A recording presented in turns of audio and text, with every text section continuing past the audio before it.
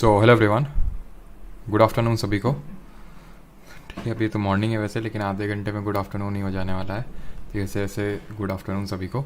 तो आज हम लोग का रहने वाला है पॉलिटिकल लेक्चर नंबर 6, और इसमें आज हम लोग स्टार्ट करेंगे अपना पार्ट नंबर 5, बिकॉज हम लोगों ने सारे इसके पहले के पार्ट देख लिए थे। Let us quickly revise.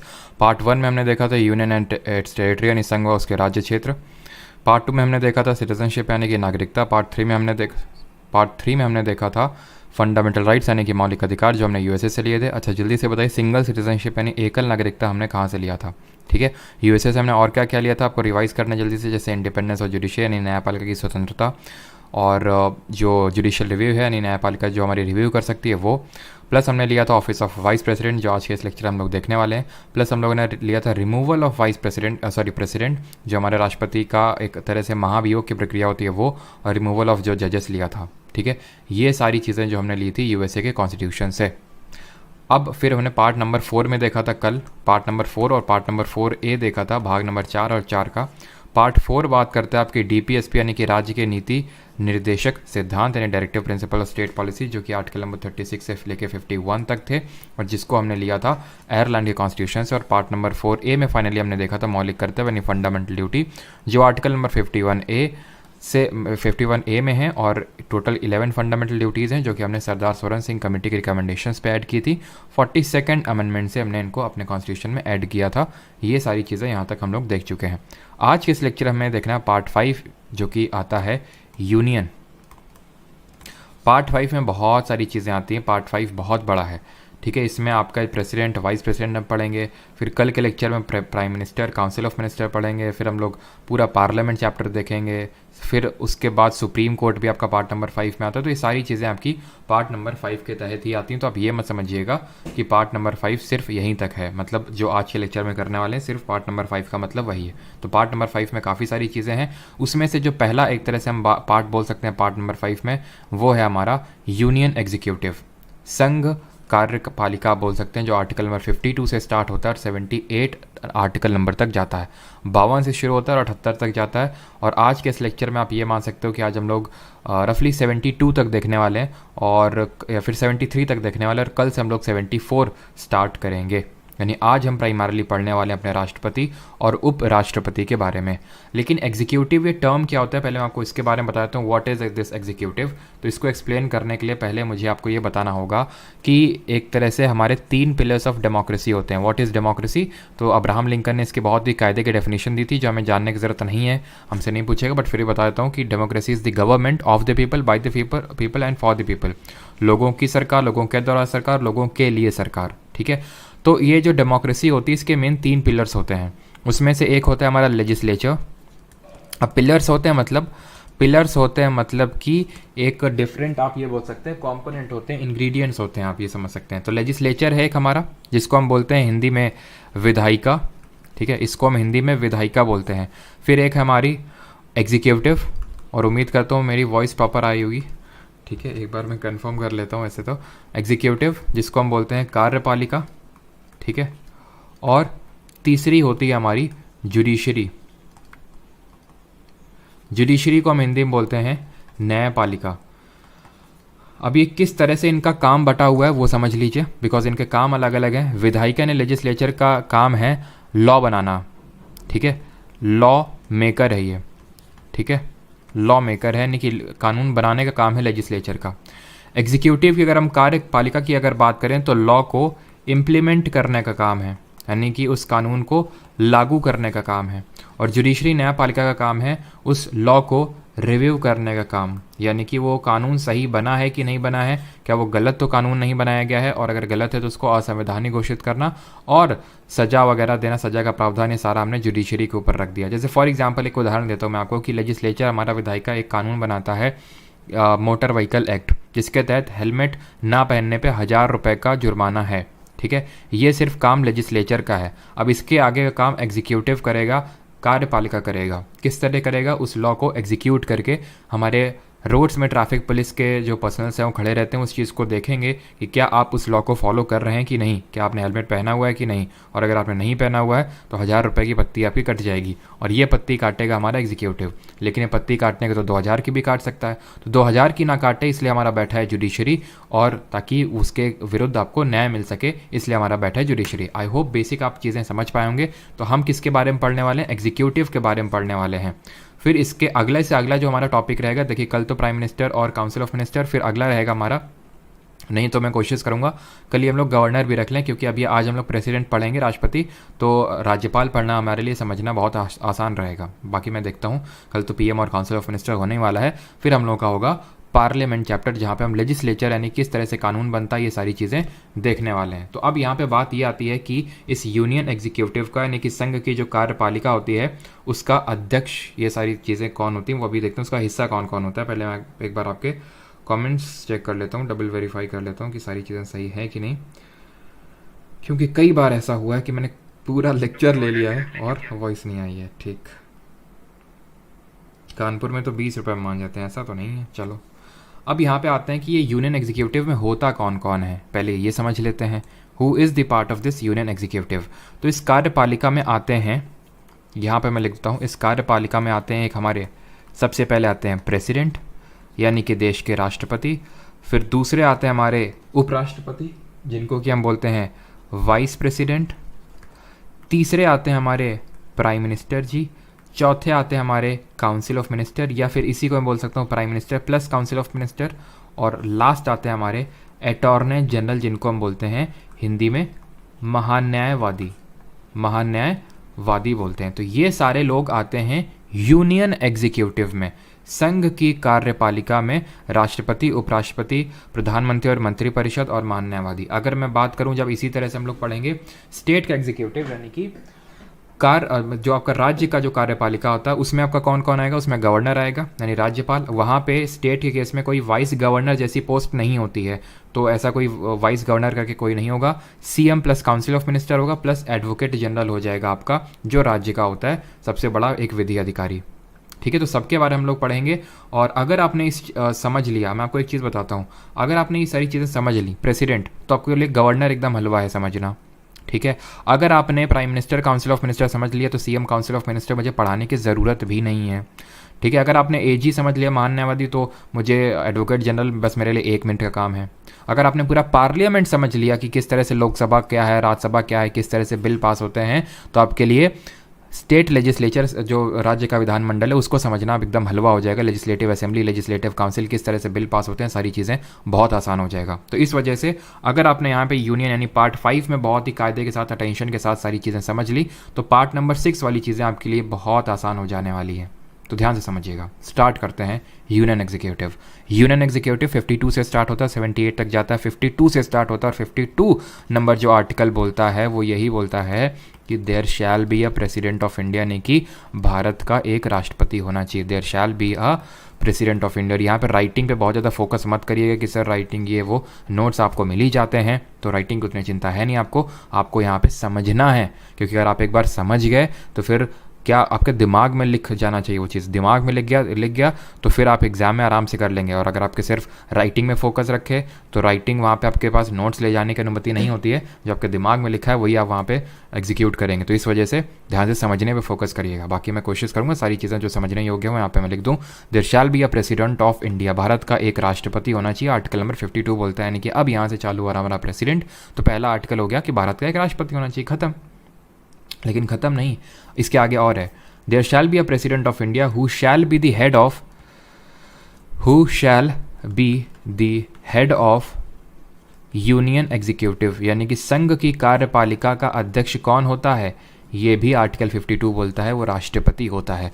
और इसीलिए ध्यान रखना, यहाँ पे ब्रैकेट में जो नोट्स बना रहे हैं साइड में लिखेंगे कुन्ने में कि president is the head of country, is the head of country, देश का अध्यक्ष होता है ये।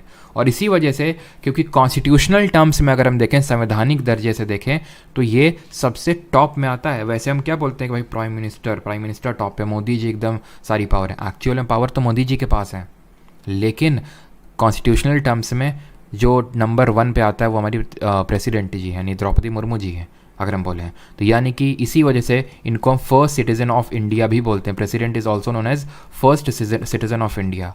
क्यों बोलते हैं आप समझ गए? क्योंकि कॉन्स्टिट्यूशनल टर्म्स में ये सबसे पहले पायदान पे आते हैं। दूसरे पे अगर हम बात करें तो दूसरे पे हमारे वाइस प्रेसिडेंट यानी कि उपराष्ट्रपति आते हैं, लेकिन पहले पे राष्ट्रपति जी आते हैं। तो 52 आप समझ गए कि एक राष्ट्रपति होना चाहिए जो कि यूनियन एग्जीक्यूटिव यानी कि संघ की कार्यपालिका का अध्यक्ष होगा। Now coming on to article number 53, अनुच्छेद 53 क्या बोलता है?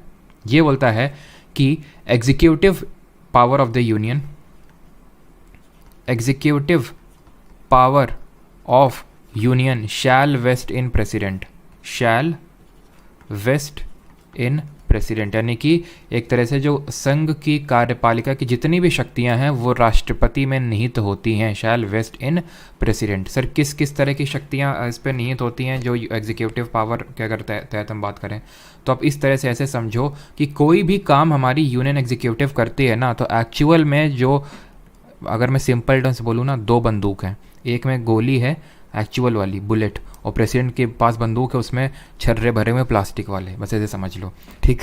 तो एक्चुअल जो काम है, actual power PM plus council of minister के पास है। हमारे प्रधानमंत्री हो गए, अमित शाह हो गए, राजनाथ सिंह, ये सब करते हैं।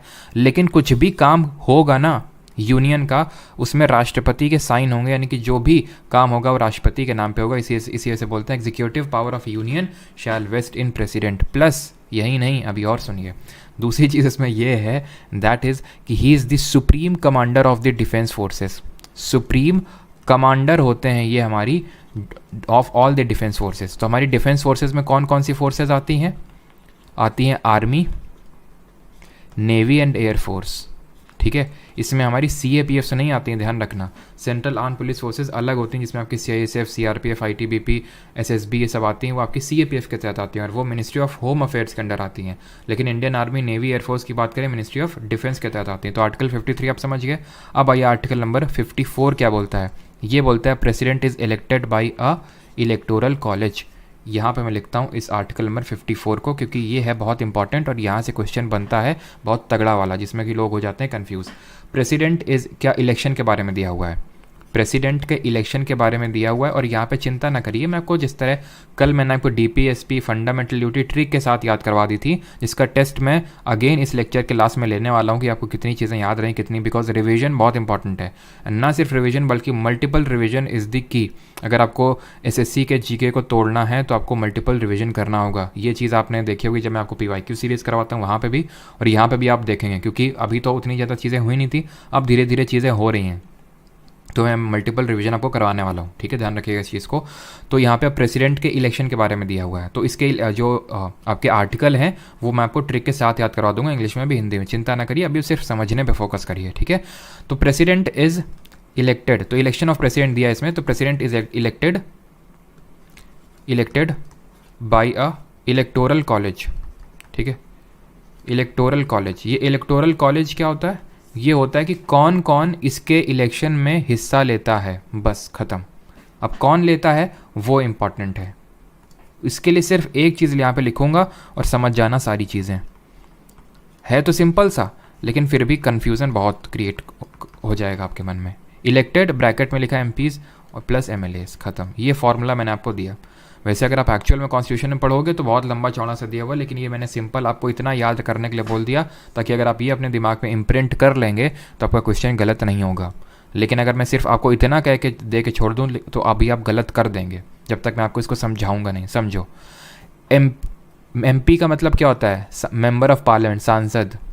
MLA member of legislative assembly, विधायक जी। आपके स्टेट में जो होते हैं विधायक होते हैं, जैसे योगी जी हो गए, अखिलेश यादव हो गए, ये विधायक हैं। MP की अगर बात करें, अमित शाह हो गए, मोदी जी हो गए, ये सांसद हैं। इतना तो पता चल गया आपको कि MP कौन होता है? जो लोकसभा का मेंबर होता है, राज्यसभा का मेंबर होता है, उसको MP बोलते हैं। और जो आपका लेजिस्लेटिव असेंबली या फिर लेजिस्लेटिव काउंसिल का मेंबर होता है, सॉरी, जो लेजिस्लेटिव असेंबली का मेंबर होता है उसको MLA बोलते हैं, लेजिस्लेटिव काउंसिल को MLC बोलते हैं।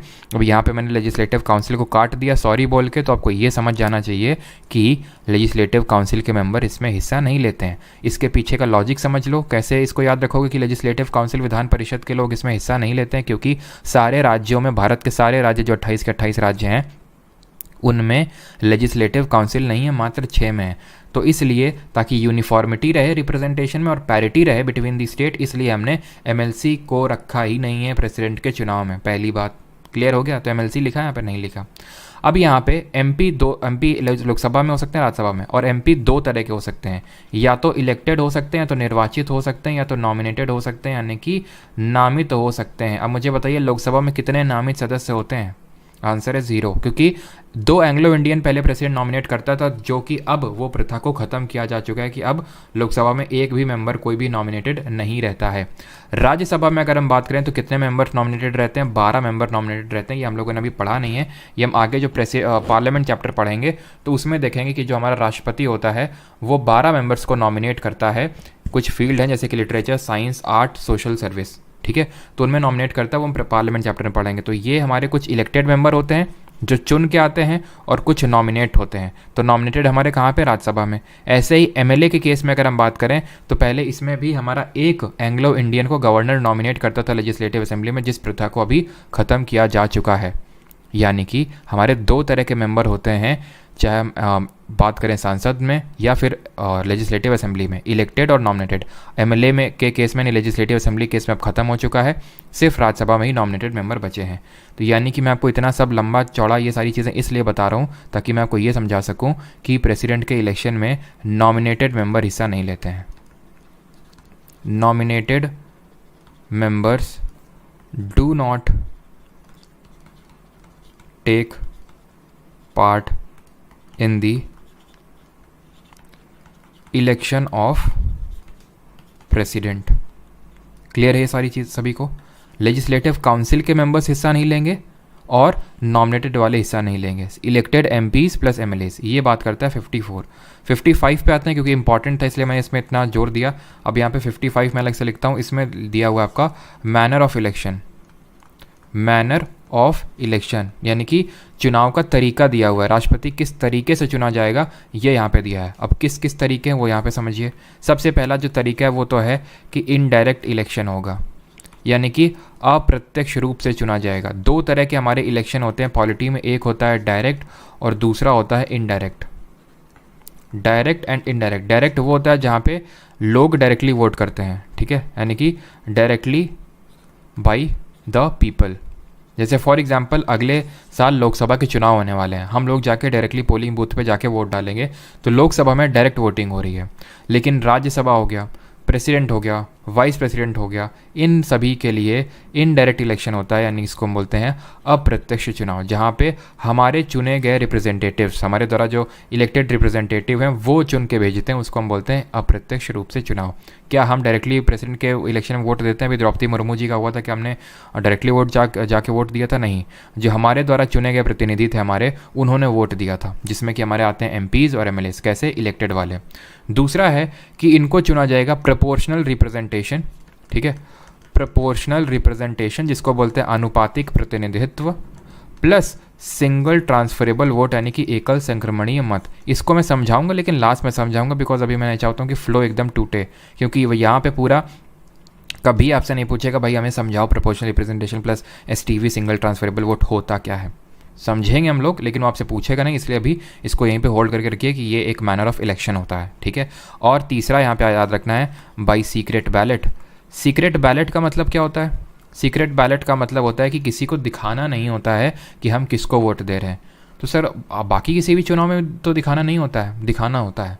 जैसे फॉर एग्जांपल अगर हम बात करूं राज्यसभा के जब इलेक्शन होते हैं ना, तो ठीक है किसी को नहीं दिखाना होता है, लेकिन अभी हम जब पार्लियामेंट चैप्टर पढ़ेंगे तो एक इंसान होता है, जैसे फॉर एग्जांपल मान लेते हैं अधीर रंजन चौधरी हैं, ठीक है, हैं किस पार्टी से हैं? कांग्रेस से हैं। तो जब वोट डालने जाएंगे ना, जब फॉर एग्जांपल मान लेते हैं वाइस प्रेसिडेंट के लिए, उपराष्ट्रपति के लिए, देखेंगे वो राष्ट्रपति में कौन कौन वोट डालता है, तो सीक्रेट तरह से देंगे, लेकिन एक बंदा कांग्रेस का होगा उसको दिखाना पड़ेगा, वो कांग्रेस का बंदा, उसको बोलते हैं विप, चाहे वो कांग्रेस का हो चाहे बीजेपी का, हर पार्टी का एक होता है विप, उसको दिखाना होता है। तो पूरी तरह से सीक्रेट नहीं होता, इसमें पूरी तरह से सीक्रेट होता है। और अगर यहाँ पे से किसी को पता है कि डिफेक्शन क्या होता है, तो ये बात नोट कर लो कि इसके केस में, प्रेसिडेंट के केस इलेक्शन में डिफेक्शन वाला प्रोविजन लागू नहीं होता है। और अगर नहीं पता है तो मैं डिफेक्शन क्या होता है तो कोई दिक्कत नहीं है, उसको भूल जाओ एकदम, क्योंकि पार्लियामेंट चैप्टर में पढ़ाऊंगा मैं आपको, ठीक है। और अगर पता है तो समझ लो अभी के लिए कि प्रेसिडेंट के इलेक्शन में वो नहीं चलता है डिफेक्शन। डिफेक्शन के तहत कोई डिस्क्वालीफाई नहीं हो सकता है कि अगर फॉर एग्जांपल मान लेते हैं कांग्रेस ने बोला था कि हमारे रिप्रेजेंटेटिव को वोट देना, लेकिन कांग्रेस वाले ने दे दिया, मान लेते हैं द्रौपदी मुर्मू जी को वोट दे दिया, ठीक है, तो उसके खिलाफ डिफेक्शन नहीं लागू हो सकता है, लेकिन राज्यसभा जैसे कि उसमें इलेक्शन में होता है। क्लियर हो गया। तो चुनाव का तरीका इसमें दिया हुआ है। अब कुछ और इसमें इंपॉर्टेंट पॉइंट देख लेते हैं, जैसे कि फॉर एग्जांपल प्रेसिडेंट के इलेक्शन में 50 लोग यानी 50 लोग होते हैं आपके प्रपोजर्स, ठीक है, प्रपोजर्स, और 50 होते हैं सेकेंडरर्स। क्यों ये क्या होता है सेकेंडरर्स? ये होते हैं भाई, ऐसे समझ लो कि 50 लोग लोकसभा के, 50 लोग राज्यसभा के बोलेंगे कि हाँ हम चाहते हैं ये बंदा राष्ट्रपति बने।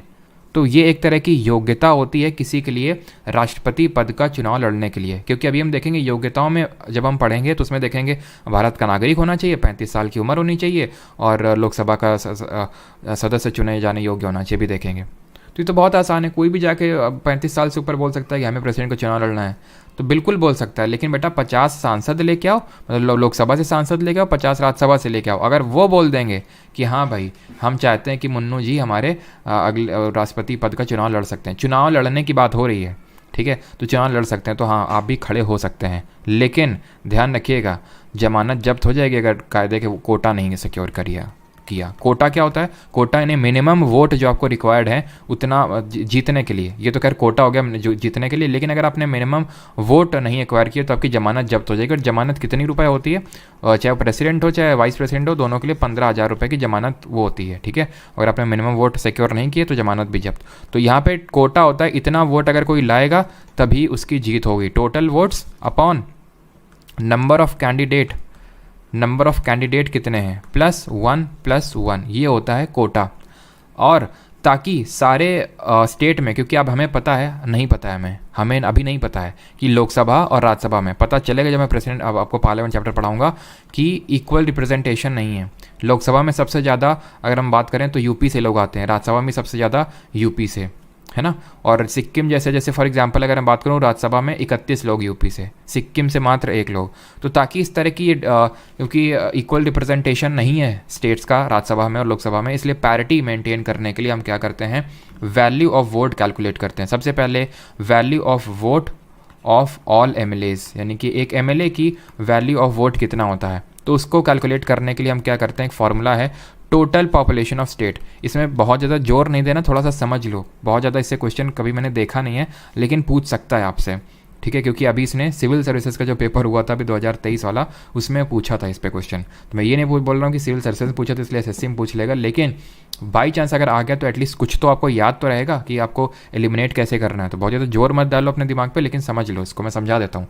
टोटल पॉपुलेशन ले लो स्टेट की, ठीक है, उस स्टेट की पॉपुलेशन टोटल ले लो, number of MLA, number of elected MLAs, elected MLA जितने हैं, ठीक है। मान लेते हैं भाई हमारा यूपी है, ठीक है, यूपी है, मान लेते हैं उसकी पॉपुलेशन कुछ ऐसे ले लो आप 22 करोड़, ठीक है, 22 करोड़ लिखोगे ऊपर, और नीचे total number of elected MLA. For example मान लो कि 340 इलेक्टेड, एग्जैक्टली तो मुझे नहीं पता कितने यूपी से एमएलए, ऐसे कुछ हैं आई थिंक 340, तो 340 नीचे रख लो, ठीक है। डिवाइड कर दो प्लस बोल रहा हूँ इनटू 1/1000, ये निकल के आएगी value of vote of MLA of UP के एमएलए की, ऐसे ही सिक्किम के एमएलए की, ऐसे केरल के एमएलए की, ऐसे निकल आएगी। ये चीज़ की जाती है यूनिफॉर्मिटी और पैरिटी बिटवीन दी स्टेट को मेंटेन करने के लिए। अब बात कर लेते हैं value of vote of an MP, और किसी को अब यहाँ तक डाउट होगा तो पूछ लेगा, क्योंकि थोड़ा सा डिले होकर कमेंट आता है इसलिए मैं भी बता रहा हूँ। तो अभी आप टाइप करना स्टार्ट कर दो, फिर मैं देख लूँगा आप किसी कोई डाउट तो नहीं है, ठीक है। Value of vote of an MP यानी मेंबर ऑफ पार्लियामेंट की वैल्यू ऑफ वोट कितनी होती है, तो इसको कैलकुलेट करने की टोटल वैल्यू आप निकाल लो। अब एमपी के केस में खुद ही सोचो, किसकी स्टेट की पॉपुलेशन थोड़ी ना रखोगे, हैं, इसके केस में क्या रखोगे, total value of vote, total value of votes of all MLAs plus बोल रहा हूँ upon total number of elected MPs, ये हो जाएगा value of vote of an MP. तो आपने बस इतना ध्यान रखना है कि ऊपर यहाँ पे स्टेट है, यहाँ पे एमएलए है। अब एमएलए के केस में ऊपर एमएलए तो रख नहीं दोगे, उस केस में स्टेट है, और एमपी के केस में एमएलए है, और नीचे है भाई total number of elected MLA के केस में, और नीचे एमपी के केस में total number of elected MPs. खत्म। अब मैं एक बार देख लेता हूँ किसी कोई डाउट तो नहीं है।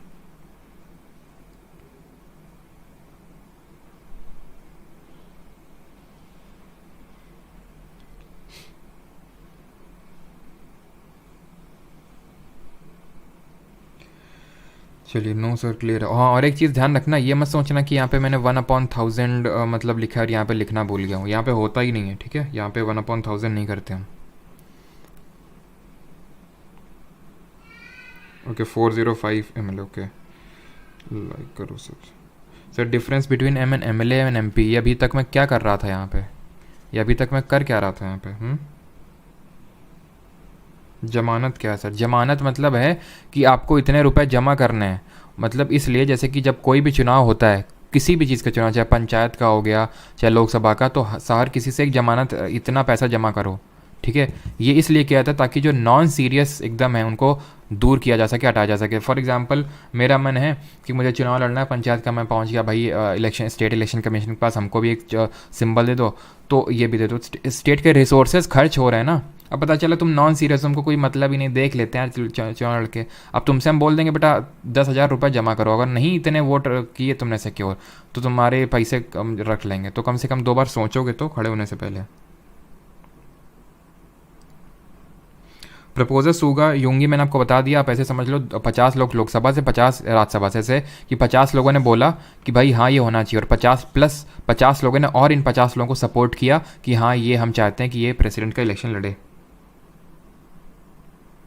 Difference between advocate and attorney general, advocate यार एडवोकेट एक जनरल टर्म है, अटॉर्नी जनरल है कि वो सरकार का वकील, केंद्र सरकार का वकील है, वो अभी अटॉर्नी जनरल नहीं पढ़ रहे हैं, प्लीज़ टॉपिक से स्टिक रहें आप।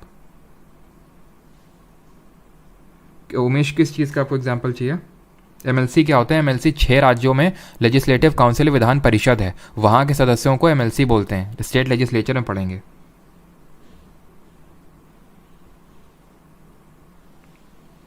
कल का वीडियो प्राइवेट क्यों है भाई? प्राइवेट का आपको पता होना चाहिए, ये बैच की क्लासेस हैं जो आपकी लाइव स्ट्रीम हो रही है यूट्यूब पे, फिर ये बैच में चली जाती हैं परमार अकेडमी यहाँ पे। आई होप यहाँ तक क्लियर है, अब किसी कोई डाउट नहीं है, सब आप फर्जी का इधर उधर का पूछ रहे हैं, टॉपिक पे स्टिक नहीं है। तो यहाँ पे हम लोग कहाँ तक हो गए? 55 तक हो गए। आप इस पर मत स्टिक होइए कि यार हमें याद कैसे रहेगा, याद अभी मेरा काम है ना आपको करवाना, मैं आपको कराऊंगा यहाँ पे क्लास के एंड तक, ठीक है। 56 है टर्म ऑफ प्रेसिडेंट, ठीक है, टर्म ऑफ प्रेसिडेंट दिया, यानी कि राष्ट्रपति का कार्यकाल कितना होगा, कार्यकाल दिया है कितना होता है? 5 ईयर, सिंपल, ठीक है। आई होप ये सबको पता होगा, नहीं पता है तो अभी पता चल गया ना, 5 साल का होता है। और अगर किसी केस में अगर इसको रिज़ाइन देना है, ठीक है, रेजिग्नेशन अगर देना है प्रेसिडेंट साहब को, तो रेजिग्नेशन दे सकते हैं टू वाइस प्रेसिडेंट। हमेशा ये चीज़ याद रखना कि जो राष्ट्रपति होता है वो उपराष्ट्रपति को रेजिग्नेशन देता है, और उपराष्ट्रपति हम आगे अभी देखेंगे कि राष्ट्रपति को देता है, नहीं दोनों आपस में मैनेज कर लेते हैं, किसी तीसरे को बीच में इंटरफेयर करने का मौका नहीं देते हैं। 56 क्लियर हो गया। अब कब आते हैं 57 पे? 57 बात करता है इनके री इलेक्शन की। री इलेक्शन मतलब पुनर्निर्वाचित होने की, तो इनको पुनर्निर्वाचित होने की योग्यता हुई है, यानी कि री election any number of times, कितने नंबर ऑफ टाइम भी ये आपके री इलेक्ट हो सकते हैं। कोई अगर राष्ट्रपति बन गया द्रौपदी मुर्मू, फिर से बन सकती हैं, फिर से बन सकती हैं, फिर से बन सकती है, कोई लिमिट नहीं है। अनलाइक यूएसए, यूएसए में क्या होता है, कोई भी मैक्सिमम 2 बार तक प्रेसिडेंट बन सकता है। जैसे जो बाइडेन अभी है, मैक्सिमम 1 बार, और डोनाल्ड ट्रंप 1 बार बन चुके, मैक्सिमम 1 बार और बन सकते हैं, और बराक ओबामा 2 बार बन चुके, तो कभी वो जीवन में अपने प्रेसिडेंट नहीं बन सकते हैं। और एक चीज़ क्योंकि सिटीजनशिप भी पढ़ चुके हैं, अब मैं तुम्हें ये चीज़ बताता हूँ। वहाँ पे मुझे याद तो आई थी सिटीजनशिप में, लेकिन मैंने जानबूझकर नहीं बताई थी। अब यहाँ पे समझो, यूएसए में क्या होता है, कोई भी no naturalized citizen can become president, ठीक है, president. But in India it is possible.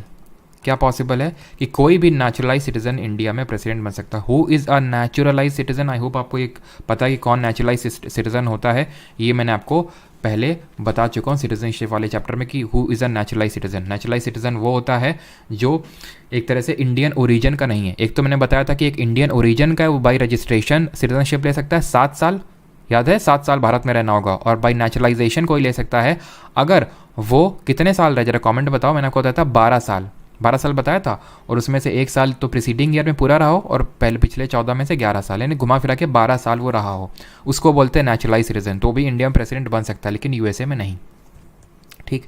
तो री election any number of time हो सकता है, और मैक्सिमम सर्विंग अगर हम बात करें मैक्सिमम सर्विंग हमारे जो प्रेसिडेंट रहे हैं वो पहले ही रहे हैं, राजेंद्र प्रसाद जी 2 बार बने हैं, लगातार 2 बार राजेंद्र प्रसाद जी।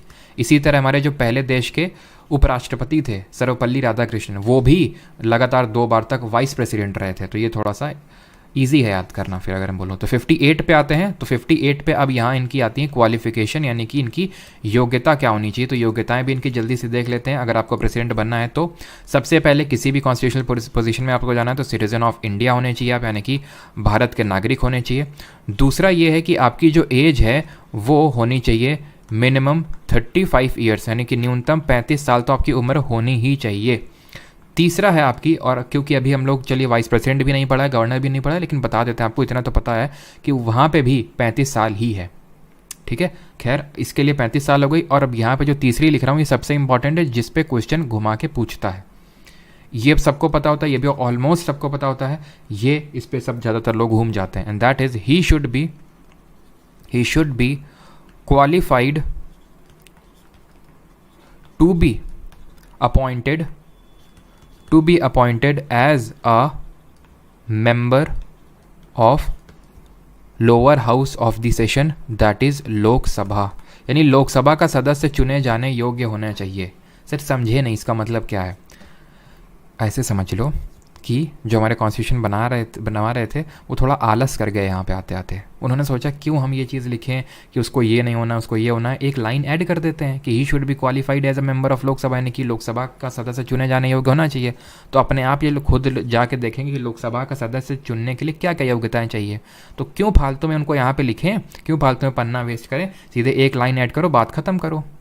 ठीक है, अब लोकसभा में सदस्य चुने जाने योग्यता एज के टर्म्स में अगर बात करूं तो 25 साल होती है, पढ़ेंगे कल ही। ठीक है, 25 साल होती है, लेकिन यहाँ 35 साल है बस। ठीक है, तो 25 नहीं, आपको 35 की ज़रूरत है, बस ये चीज़ है, ध्यान रखिएगा। यानी he should be qualified to be appointed as a member of Lok Sabha का सदस्य चुनाव। अब क्योंकि वहाँ 25 था लेकिन यहाँ प्रेसिडेंट के लिए 35 चाहिए था, इसलिए यहाँ 35 लिख दिया था। अगर यहाँ पे फॉर एग्जाम्पल लोकसभा का सदस्य चुने जाने की योग्यता 35 साल होती तो ये भी ना लिखते, बस ये लाइन ऐड कर देते, खत्म बात। क्लियर है? और जब वाइस प्रेसिडेंट का देखेंगे तो लोकसभा की जगह राज्यसभा हो जाएगा, खत्म। ठीक है, यहीं पे लिखा हुआ है कि he should not hold any office of profit. He should, यहाँ पे आगे लिख देता हूँ इसी आर्टिकल में कि he should not hold office of profit, लाभ का पद धारण ना किए हुए, ऑफिस ऑफ प्रॉफिट। और एक चीज, ऑफिस ऑफ प्रॉफिट जो है ना, not defined in constitution, not defined in constitution की लाभ का पद क्या होता है। लेकिन लाभ के पद में आपके ये नहीं आएंगे, ऐसे हमारे सुप्रीम कोर्ट ने बोला है कि एक तो प्रेसिडेंट का पद खुद एक लाभ का पद नहीं होता है, वाइस प्रेसिडेंट भी लाभ का पद नहीं होता है, मिनिस्टर है अगर कोई वो भी लाभ का पद नहीं होता है, और प्रेसिडेंट वाइस प्रेसिडेंट मिनिस्टर हो गया, और हाँ ये मिनिस्टर और प्राइम मिनिस्टर, ये सारे जो हमारे लाभ के पद नहीं होते हैं, ऐसा हमारा बोला। लेकिन ये कॉन्स्टिट्यूशन में कहीं पे भी डिफाइंड नहीं है। ठीक, ये 58 आर्टिकल 58 का दूसरा प्रोविजन बोलता है। ठीक है, अब आते हैं आर्टिकल नंबर 59 पे आते हैं, 59 में ये बात करता है condition of the office of president, condition of the office of president, यानी कि बोल सकते हैं हिंदी में राष्ट्रपति पद के लिए शर्तें दी हुई हैं इसमें। ठीक है, condition of the office of president, शर्तें क्या क्या हैं? पहली शर्त तो ये है, पहली तो शर्त ये है, president shall not be a member of either house of parliament, shall not be a member of either house of parliament और स्टेट लेजिस्लेचर, यानी कि पार्लियामेंट का किसी भी हाउस का, किसी भी सदन का सदस्य ना हो, ना ही स्टेट लेजिस्लेचर का। पार्लियामेंट में कितने सदन हैं? लोकसभा, राज्यसभा, नहीं तो ना तो लोकसभा का मेंबर हो ना तो राज्यसभा का, ना ही लेजिस्लेटिव असेंबली का और ना ही लेजिस्लेटिव काउंसिल का। फॉर एग्जांपल अगर है तो अगर है ना, तो जब भी प्रेसिडेंट के कुर्सी में वो बैठने जा रहा है, जैसे फॉर एग्जांपल कोई एक पर्सन ए है, वो अभी एमएलए है या फिर एमपी है, ठीक है, और उसका प्रेसिडेंट के लिए चुनाव हो जाता है। अब वो चुनाव लड़ सकता है बिकॉज ये सारे ऑफिस ऑफ प्रॉफिट नहीं है। अब उसका हो जाता है चुनाव।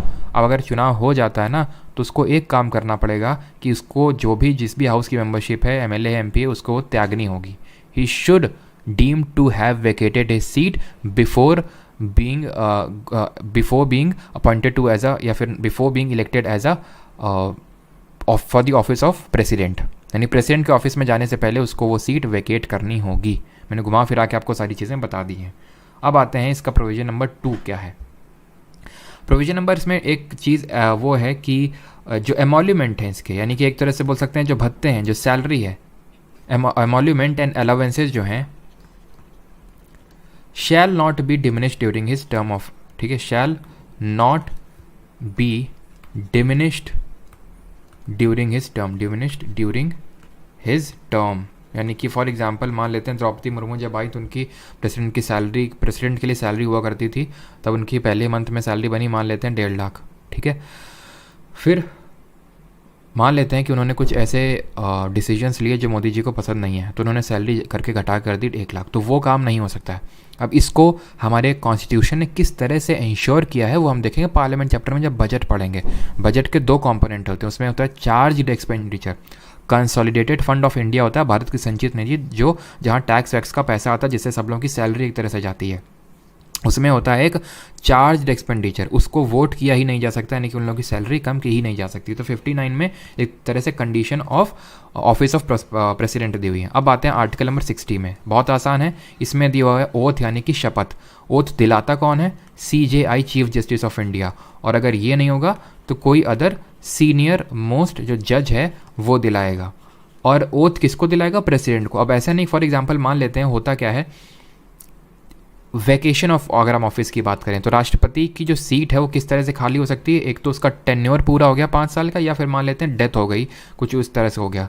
तो जब डेथ वगैरह हो जाती है, अभी देखेंगे तो वाइस प्रेसिडेंट आएगा, ठीक है। वाइस प्रेसिडेंट नहीं है तो CJI आएगा। तो जो भी इस पद पे आएगा उसको शपथ लेनी होगी पहले, और वो शपथ CJI साहब भी दिलाएंगे। फॉर एग्जाम्पल मान लेते हैं प्रेसिडेंट की डेथ हो गई, वाइस प्रेसिडेंट भी नहीं है, CJI खुद प्रेसिडेंट बनने जा रहे हैं, तो अब कौन ओथ दिलाएगा? सीनियर मोस्ट जज दिलाएगा, लेकिन ओथ लेके ही अंदर जाएंगे, ये बिना ओथ लिए अंदर नहीं जाएंगे, ठीक। अब आते हैं आर्टिकल नंबर 61 पे, ये बात करता है अब इनके जाने की। तो अब प्रेसिडेंट की अब जाने की बारी आ गई है। इसमें ये लिखा है फॉर वायलेशन ऑफ कॉन्स्टिट्यूशन, यानी कि संविधान के उल्लंघन के लिए, वायलेशन ऑफ कॉन्स्टिट्यूशन के लिए, संविधान के उल्लंघन के लिए इनको हटाया जा सकता है, यानी कि प्रेसिडेंट को इम्पीच किया जा सकता है। अब यहाँ से अच्छे अच्छे क्वेश्चन बनते हैं कि इम्पीचमेंट किस तरह से होता है, कौन सी मेजोरिटी होती है, कौन लोग इसके इम्पीचमेंट में हिस्सा लेते हैं। बहुत ही आसानी से आप समझ जाएंगे, अभी समझिए इसको आराम से। पहली बात, इसके इम्पीचमेंट में कौन कौन हिस्सा लेता है? ऑल MPs, ख़त्म।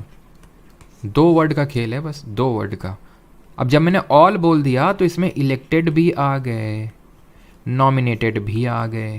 अब खुद ही सोचिए, अगर सिर्फ इलेक्टेड होते तो मैं यहाँ पागल था जो मैंने यहाँ पे इलेक्टेड लिखा था। हाँ, यहाँ पे मैंने किस लिए यहाँ पे ऑल क्यों नहीं लिखा था? क्योंकि नॉमिनेटेड वाले हिस्सा नहीं लेते हैं, ठीक है, सिर्फ इलेक्टेड लेते हैं। और यहाँ पे मैंने ऑल क्यों लिखा? क्योंकि इलेक्टेड नॉमिनेटेड। अब ये थोड़ी नहीं लिखूंगा all the elected plus nominated member of Lok Sabha plus all the elected plus nominated member of Rajya Sabha. अरे सीधे ऑल MPs लिखो ना। MP का मतलब हो गया लोकसभा के भी मेंबर, राज्यसभा के मेंबर, ऑल का मतलब इलेक्टेड भी नॉमिनेटेड भी, खत्म। क्यों इतना कॉम्प्लिकेशन क्रिएट करते हो आप? क्लियर हो गया? All MPs। और अब इसका यूज़ आगे पड़ेगा वाइस प्रेसिडेंट में, अभी हम देखेंगे। यही लोग मिलकर उपराष्ट्रपति को चुनते भी हैं, तो कितना आसान हो गया आपके लिए। इलेक्टेड MP, इलेक्टेड वाले भी और नॉमिनेटेड वाले। बस अंतर क्या है? अंतर इलेक्शन और इसमें बताओ मुझे क्या अंतर है, कमेंट में बताओ जल्दी से, फिर मैं बताता हूँ कि आपने क्या क्या अंतर पहचाने। इसके इलेक्शन का जो इलेक्टोरल कॉलेज देखा था ना, कौन से आर्टिकल में देखा था? आर्टिकल नंबर 54 में कौन कौन हिस्सा लेता है और कौन कौन रिमूवल में हिस्सा लेता है, वो मैंने आपको बता दिया। अब बताओ दोनों में अंतर क्या है। इम्पीचमेंट में आते हैं तब तक, कैसे इम्पीचमेंट होता है प्रेसिडेंट का। पहले तो रेजोल्यूशन आता है, रेजोल्यूशन आता है, उसके लिए 14 दिन का प्रायर नोटिस देना होता है। 14 डेज का प्रायर नोटिस आपको देना होगा जिस भी हाउस में रेजोल्यूशन आ रहा है। दैट मीन कि जो रेजोल्यूशन फॉर रिमूवल है इधर लोकसभा में आ सकता है और राज्यसभा में, किसी भी हाउस में आ सकता है। यानी कि लेजिस्लेटिव असेंबली कल को चाहे विधान सभा कि हमें राष्ट्रपति को हटाना है, तो उसकी इतनी शक्ति नहीं कि वो हटा सके। यहाँ तक कि उनको तो यहाँ रखा भी नहीं गया रिमूवल में, उनसे तो कुछ पूछा भी नहीं गया, तो उनकी ये औकात नहीं कि वो राष्ट्रपति को हटा सकें। ये औकात है सिर्फ लोकसभा और राज्यसभा की। किसी भी हाउस में, किसी भी सदन में उसके रिमूवल का रेजोल्यूशन आ सकता है। लाने से पहले 14 दिन का प्रायर नोटिस देना होगा। Signed by not less than, signed by, यहाँ पे लिख देता हूँ, signed by not less than 1/4 of the total members of the house, 1/4 of the total members of the house, जितने भी सदस्य सदन के सदस्य हैं उनमें से 1/4 लोग बोलेंगे तब वो रेजोल्यूशन आ सकता है, ओरिजिन हो सकता है, सिर्फ आ सकता है। और अगर आ गया, अगर 1/4 लोगों ने साइन कर दिया तो अब इसके आगे की कार्रवाई होगी शुरू। किस तरह से? तो अब होगी यहाँ पे स्पेशल मेजॉरिटी से, अगर उस हाउस ने, जिस हाउस ने रेजोल्यूशन इनिशिएट किया है ना, अगर उसने स्पेशल मेजॉरिटी से अगर इसको पास कर दिया तो एक हाउस से, एक सदन से ये पास हो गया। स्पेशल मेजॉरिटी क्या होता है? विशेष बहुमत क्या होता है? सच रेजोल्यूशन आप बोल सकते हैं जो कि 2/3, यहाँ पर लिख देता हूँ शॉर्ट में, 2/3 of the total membership of the house, 2/3 of the total membership of the house. यानी कि टोटल मेंबरशिप ऑफ हाउस का मतलब क्या हो गया? जैसे कि अगर मैं बात करूं लोकसभा के केस में, तो लोकसभा में कितनी मेंबरशिप है? 550, ठीक है, और राज्यसभा में 250। ये तो हो गया भाई टोटल मेंबरशिप।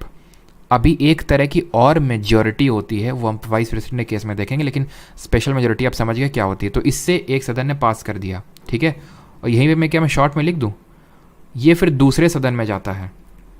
चलो आगे लिख देते हैं, जगह की कोई कमी नहीं हमारे पास, भर भर के है। तो ये दूसरे हाउस में भी, सेकंड हाउस में भी, अदर हाउस में भी अगर ये स्पेशल मेजॉरिटी से पास हो गया तो बस राष्ट्रपति जी स्टैंड्स रिमूव्ड। पहले हाउस ने पास कर दिया, जब दूसरे हाउस में जाएगा ना तो राष्ट्रपति के पास ये पूरे एक तरह से पावर तो नहीं बोलेंगे, एक पूरी तरह से उनको ये दिया गया है, अनुमति दी गई है कि वो अपनी बात सामने रख सकते हैं, अपना पॉइंट ऑफ व्यू रख सकते हैं, खुद को एक तरह से एक्सप्रेस करते हैं और कर सकते हैं, और उसके लिए उनको एक लीगल एडवाइज़र भी मिले एक तरह से बोल सकते हैं, या फिर अटॉर्नी जनरल खुद उनकी बात को रख सकते हैं सामने कि हाँ ये सारी चीज़ें हैं। अब यहाँ पे आपने एक चीज़ देखा कि स्पेशल मेजॉरिटी से हटा, अगर दूसरे हाउस ने पास कर दिया, प्रेसिडेंट गेट्स इम्पीच्ड, हो गया काम, खेल खत्म राष्ट्रपति का। आज तक कभी ऐसा खेल खत्म हुआ नहीं है राष्ट्रपति का, बिकॉज वो हमारी सर्वोच्च पोजीशन है। ऐसा खेल खत्म करना मतलब खुद की एक तरह से बदनामी होना एक तरह से है, ठीक है, ये कभी हुआ नहीं है। लेकिन अगर हम देखें तो ये प्रोसेस एक तरह का, इसको हम बोलते हैं क्वाज़ाई जुडिशियल प्रोसेस।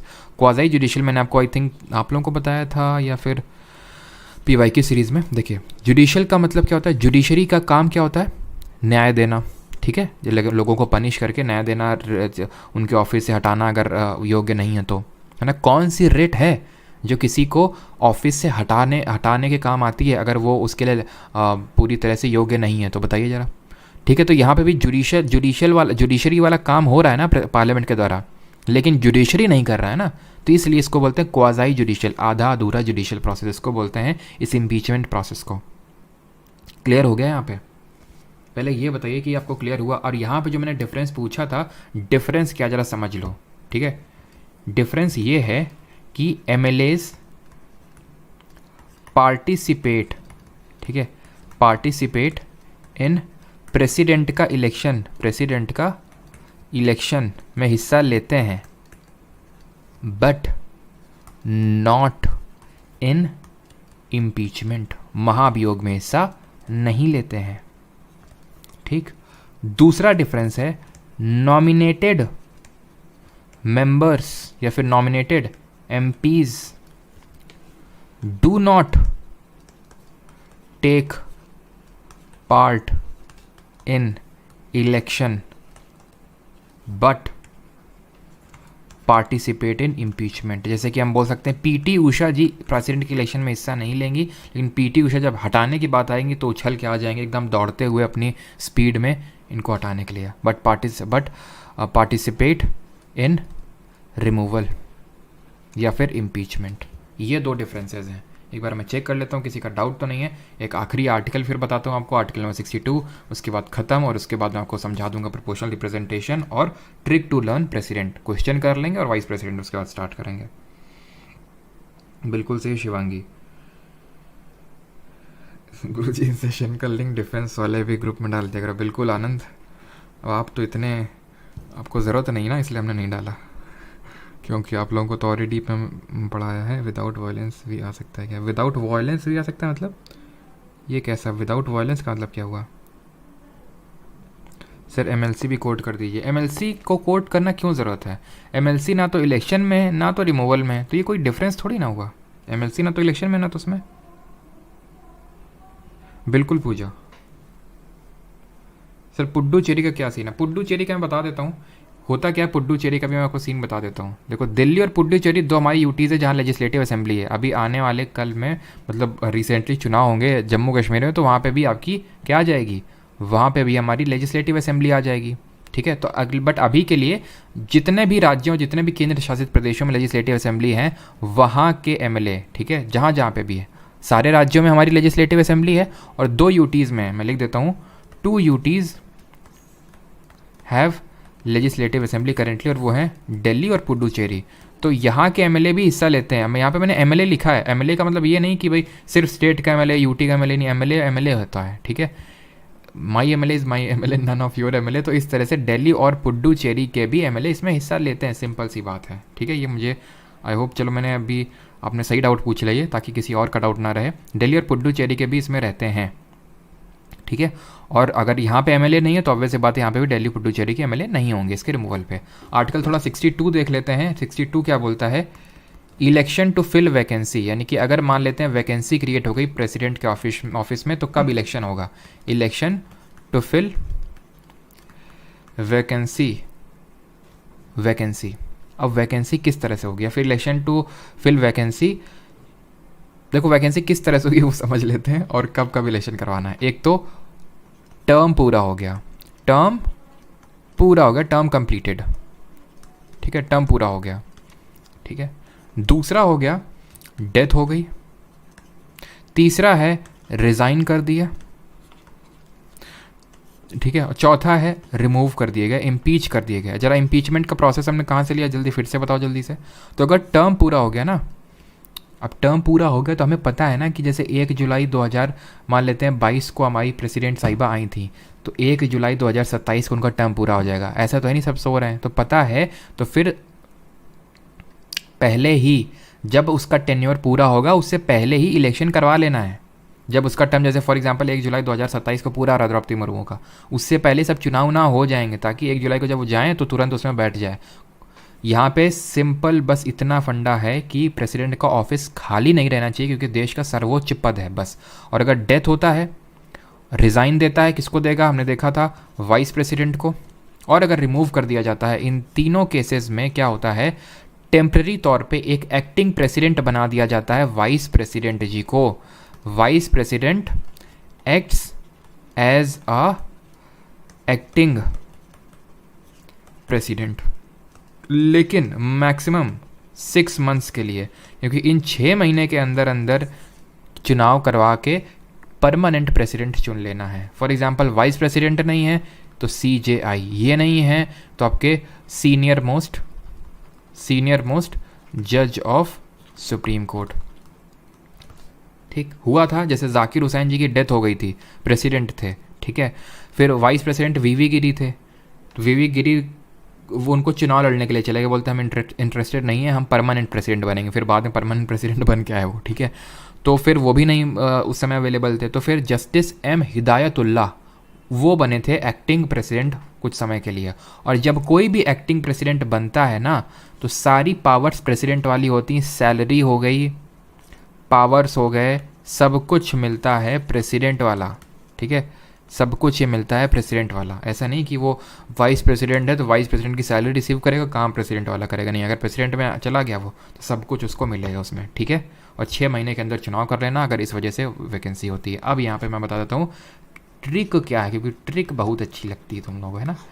ट्रिक बहुत अच्छी लगती है, तो ट्रिक समझ लो क्या है। ठीक है, यहाँ कुछ छूट तो नहीं रहा। अच्छा जल्दी से बताओ, प्रेसिडेंट जो हमारी द्रौपदी मुर्मू जी हैं वो कौन से नंबर की हैं प्रेसिडेंट? ठीक है, तो टिरिक समझ लो यहाँ पे। तो टिरिक में हम लेंगे प्रेम जी को।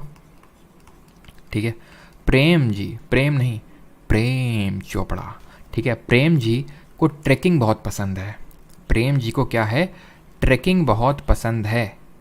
ठीक है, इसलिए हमने प्रेम जी से बोला कि प्रेम जी, इसलिए हमने प्रेम जी से बोला प्रेम जी, या तो चलो यहीं पे अब लिख ही लेते हैं, नहीं वैसे तो मुझे बताना कहीं और था, चलो यहीं पे लिख लेते हैं, थोड़ा सा लिखने का टाइम बच जाएगा।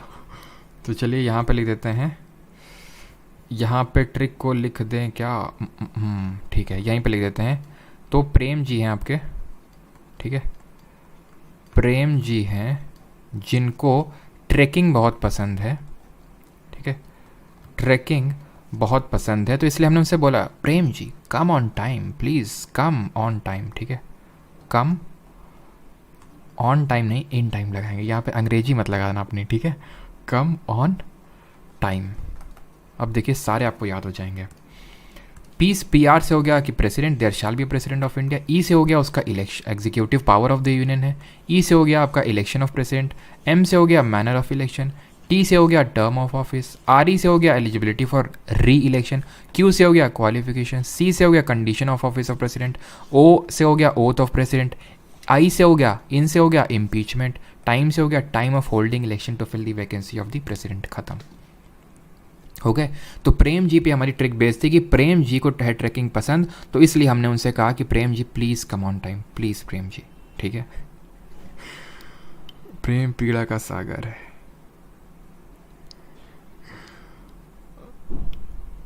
Article 2 and 3 amendment simple majority but quiz में स्पेशल मेजोरिटी आया था। कौन से क्विज में?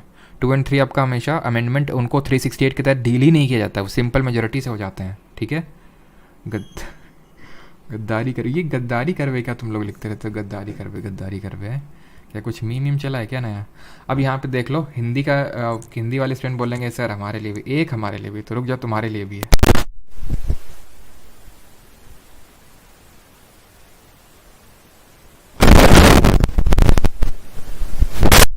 वॉइस आ रही होगी अभी, आई थिंक प्रॉपर है ना, बीच में चली गई होगी ना अभी वॉइस। चलो बीच बीच में कभी कभी दिक्कतें आती रहती हैं, खैर कोई नहीं, इन दिक्कतों से लड़ के हम लोग आगे बढ़ते हैं और ट्रिक देखते हैं हिंदी मीडियम स्टूडेंट्स के लिए जल्दी से, ताकि हम लोग क्वेश्चन लगा सकें। पकानी, ठीक है, हो सकता है आप में से काफ़ी लोगों को पता भी हो, काफ़ी चलती है मार्केट में ये ट्रिक। पकानी कोका दुयो दशम, ठीक है, दुयो दशम। प से हो गया पद, यानी राष्ट्रपति का पद दिया है आर्टिकल नंबर अनुच्छेद नंबर 52 में। क से है ये कार्यपालिका के अध्यक्ष होते हैं, ये हमारे राष्ट्रपति कार्यपालिका के अध्यक्ष होते हैं, 53 हो गया। नि से हो गया निर्वाचन, ठीक है, क्या यानी कि इनका इलेक्शन के बारे में दिया हुआ है, निर्वाचन दिया हुआ है 54 में। को से है आपका कोटा, इलेक्शन का कोटा या फिर मैनर ऑफ इलेक्शन दिया है, अगर आपको याद हो 55 में किस तरह से इलेक्ट होंगे, 50 प्रपोजर्स 50 सेकेंडर्स, और क्या कोटा है, value of vote of MP, value of vote of MLA, ये सारा कुछ दिया हुआ है हमारा ये। और निर्वाचन में आपका इसी में इलेक्टोरल कॉलेज भी आ जाएगा कि किस किस तरह से कौन कौन लोग हमारे इलेक्टेड, क्या फॉर्मूला याद रखना है आपने, इलेक्टेड एमपीज़ प्लस एमएलएज, और एमएलए जब बोलता हूँ तो स्टेट के एमएलए प्लस दिल्ली और पुडुचेरी जो 2 यूटी हैं जहाँ पे एलए है लेजिस्लेटिव असेंबली, वहाँ के भी एमएलए। का से हो गया क्या, क से हो गया कार्यकाल, यानी कि इसका टेन्योर कितना होता है, 5 ईयर्स का होता है। दू से क्या हो गया, दू से हो गया कि दोबारा भी इसको चुना जा सकता है, ठीक है, यानी कि इसका एनी नंबर ऑफ टाइम री इलेक्शन हो सकता है।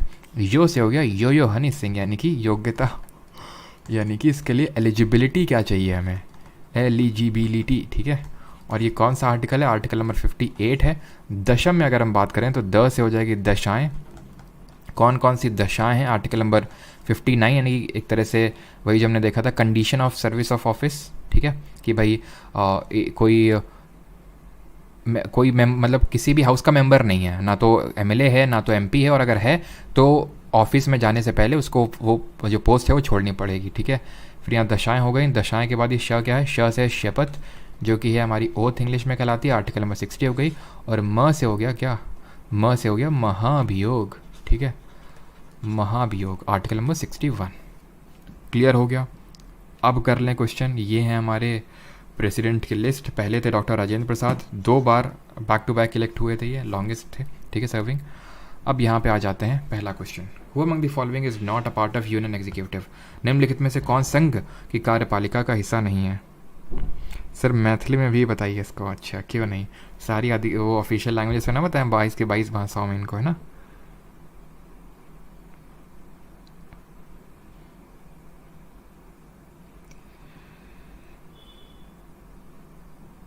हिंदी बोल के पता नहीं कौन सी भाषा था दी, गद्दारी कर दी आपने, ये कैसा कह रहे हो तुम, हैं। एग्जीक्यूटिव को हिंदी में कार्यपालिका नहीं कहते हैं, हैं, इलेक्शन को निर्वाचन नहीं कहते हैं, अपना तुम पहले माइंडसेट अपना चेंज कर। तुमको लगता है फिर हम एक एक चीज़ बोले हैं ना हिंदी में, जबकि हमने एक एक चीज़ हिंदी बोली है। तो not a part of union executive, PM होता है, प्रेसिडेंट होता है, सुप्रीम कोर्ट यूनियन एग्जीक्यूटिव का हिस्सा नहीं है। Union executive consist of India consist of, तो यूनियन एग्जीक्यूटिव में कौन आता है? प्रेसिडेंट आता है, ठीक है, सब में है। प्राइम मिनिस्टर भी आता है, वाइस प्रेसिडेंट भी आता है, council of minister and Lok Sabha का स्पीकर नहीं आता है, तो ये हट जाएगा। लोकसभा का स्पीकर नहीं आएगा इसमें आपका, डिप्टी चेयरमैन ऑफ राज्यसभा नहीं आएगा इसमें आपका, ठीक है। ओनली, ये ओनली नहीं होगा बिकॉज इसके अलावा काउंसिल ऑफ मिनिस्टर के अलावा आपका प्राइम मिनिस्टर और वाइस प्रेसिडेंट भी आता है, ऑप्शन नंबर ए।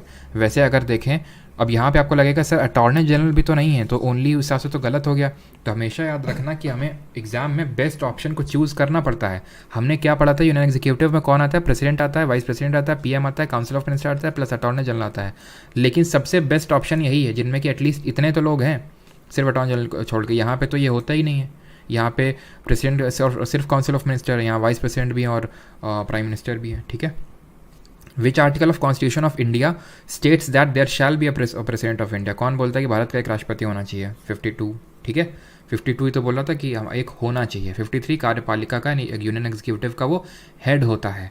54 क्या बोल रहा था? इलेक्शन के बारे में बता रहा था, जिसमें कि इलेक्टोरल सफरेज के बारे में दिया था। 58 क्या बताता है? एलिजिबिलिटी यानी योग्यताओं के बारे में बताता है। 55 कोटा या फिर हम बोल सकते हैं बाकी जो कंडीशन, एक तो मैनर ऑफ इलेक्शन बोल सकते हैं, not condition of service, manner of election. Question number 4, which of the following articles of constitution of India is related to the system of election of president? Bharat के संविधान का निम्नलिखित में से कौन सा अनुच्छेद राष्ट्रपति की चुनाव प्रणाली से संबंधित है? चुनाव प्रणाली संबंधित है आर्टिकल नंबर 55। अच्छा, भी मैंने आपको प्रोपोर्शनल रिप्रेजेंटेशन प्लस एसटीवी भी समझाना, याद दिलाना मुझको। 61 क्या है? इम्पीचमेंट है। 65 तो हम लोगों ने पढ़ा ही नहीं है इसमें, 51 भी नहीं पढ़ा है, option number A. 5th number बताइए, who among the following takes part in the election of president of India? कौन हिस्सा लेता है? अब देखते हैं कितने लोग सही करते हैं।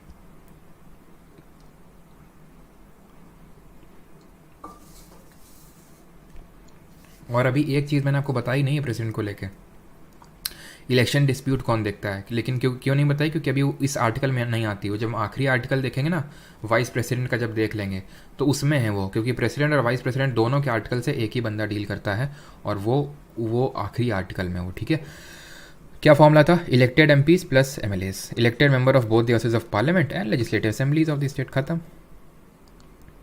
इलेक्टेड नॉमिनेटेड होते ही नहीं है। Elected member of both the houses of parliament only इसलिए गलत है क्योंकि एमएलए भी होते हैं, नॉमिनेटेड होते नहीं, option number A. 6th, which of the following is not correct with reference to the election of president of India? ये बहुत ध्यान से पढ़ा करिए, नॉट लिखा है या फिर क्या लिखा हुआ है, बिकॉज आपको क्वेश्चन आता है। जैसे फॉर एग्जाम्पल ये आता है आपको, ठीक है, कायदे से अभी आपने पढ़ा है, लेकिन अगर नॉट नहीं देखेंगे तो फिर आती हुई चीज़ फिर गलत हो जाएगी आपकी।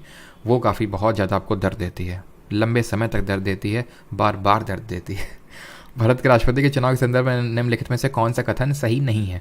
ही शी से मतलब है ही और she is indirectly elected by elected MPs and MLAs. बिल्कुल सही बात है, इनडायरेक्ट इलेक्शन होता है, अप्रत्यक्ष रूप से होता है, ठीक है, वही लिखा हुआ है यहाँ पे।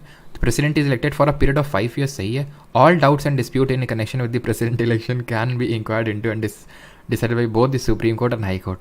Election takes place in accordance with the principle of proportional representation. तो अभी बताया था ना आपको, 54 में दिया हुआ है proportional representation plus single transferable vote, ठीक है, सॉरी 54 बोल रहा हूँ, 55 में, अनुच्छेद 55 में दिया हुआ है कि अनुपातिक प्रतिनिधित्व और एकल सेकंड मत से होता है। ये भी सही है। ये इसलिए गलत है क्योंकि अभी हम देखेंगे कि जो प्रेसिडेंट और वाइस प्रेसिडेंट का जो इलेक्शन डिस्प्यूट होता है वो हमारा सुप्रीम कोर्ट देखता है, हाई कोर्ट नहीं देखता है। मतलब इस क्वेश्चन ने ठान रखा था कि मेरे सस्पेंस को खत्म करके रखना है। Question number 7, in case the president wishes to resign to whom is he to address his resignation letter? यदि राष्ट्रपति को इस्तीफा देना चाहता है तो उसे अपना त्यागपत्र किसे संबोधित करना होगा? तो अभी हमने देखा था प्रेसिडेंट वाइस प्रेसिडेंट को दे देता है, वाइस प्रेसिडेंट प्रेसिडेंट को दे देता है। 8th, which of the following articles of the constitution of India is related to the oath और एफर्मेशन ऑफ द प्रेसिडेंट? यानी कि राष्ट्रपति की शपथ से इसमें से कौन सा अनुच्छेद संबंधित है? शपथ की अगर बात करें तो यह आता है article number 60, option number B. 57 की अगर बात करें तो री इलेक्शन की बात करता है, री election any number of time हो सकता है, 66 नहीं पड़ा है। 54 की अगर बात करें तो ये बात करता है इलेक्शन की, यानी कि इलेक्टोरल कॉलेज में कौन कौन आता है। 9th, the president ordinance can remain in force? Ordinance अभी हमने नहीं पढ़ा है और ये हम पार्लियामेंट चैप्टर में पढ़ेंगे, और ऑर्डिनेंस दोनों का एक साथ पढ़ेंगे, राष्ट्रपति और राज्यपाल दोनों का। What does article number 61 of constitution deal with? अनुच्छेद 61 किससे संबंधित है? बताने की ज़रूरत नहीं है। फंडामेंटल ड्यूटी अगर बात करें 51A है, इमरजेंसी पढ़ी नहीं अभी। 11th, who is the head of state and is the highest formal authority of in India? Again president first citizen of India, supreme commander of defence forces and head of country. In case of death of president of India the dash will act as the president of India. Bharat के राष्ट्रपति की मृत्यु के मामले में कौन भारत के राष्ट्रपति के रूप में कार्य करेगा? Parliament chosen candidate, PM, chief justice of India, फिर अटॉर्नी जनरल। तो हमने अभी देखा था कि हमारा क्या लिखा हुआ, वाइस प्रेसिडेंट यहाँ पे लिखा हुआ नहीं है, तो फिर सीजीआई होगा, खत्म, ऑप्शन नंबर सी।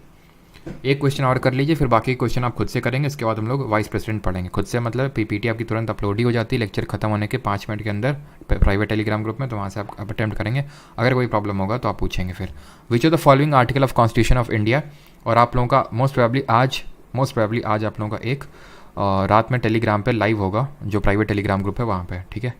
तो भारत के संविधान का, और अराउंड मैं आपको टाइमिंग बता दूंगा अगर जितने भी टाइम होगा, तो भारत के संविधान का निम्नलिखित में से कौन सा अनुच्छेद राष्ट्रपति को अध्यादेश अगेन हमने नहीं पढ़ा अभी ऑर्डिनेंस। विच ऑफ द, चलो एक क्वेश्चन और कर लो, फिर इसके बाद बढ़ते हैं वाइस प्रेसिडेंट की तरफ। आखिरी question sir, important points related to president बता दीजिए। कैसी बात कर रहे हो Vikas Chaudhary, important points related to president बता दीजिए, मतलब अभी तक हम क्या पढ़ रहे थे, कुछ और पढ़ रहे थे क्या? हाँ, नॉट करेक्ट। यहाँ पे मैंने सिर्फ इंपॉर्टेंट वाली चीज़ें बताई हैं, नहीं तो फिर हैं तो बताने का बहुत सारी भी चीज़ें हैं, ठीक है। तो नॉट करेक्ट पूछा है।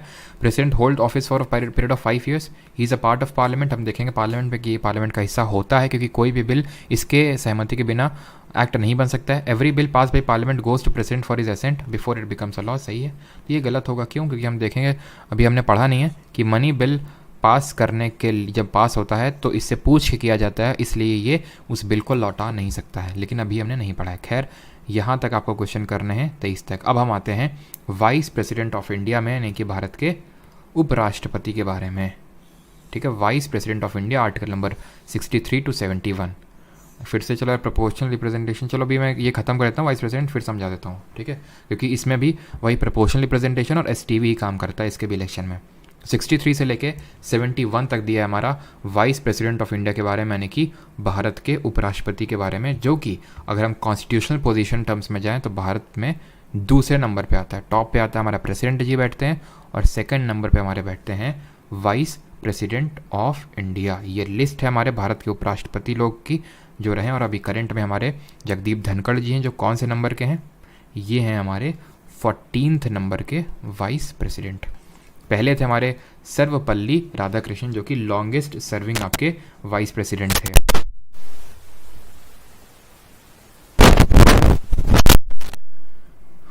आई थिंक वॉइस चली गई फिर से, चलो।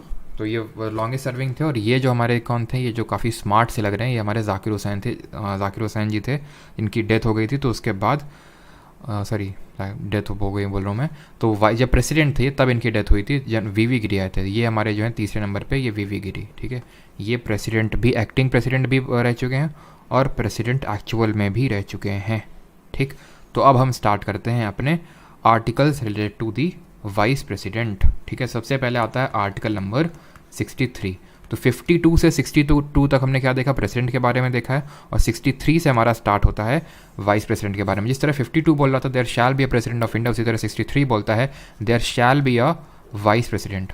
छोटा सा है, उससे बहुत आसान है आपका ये, ठीक है। इसमें उतनी सारी चीज़ें नहीं है। There shall be a vice president of India, Bharat का एक उपराष्ट्रपति होना चाहिए, ठीक है।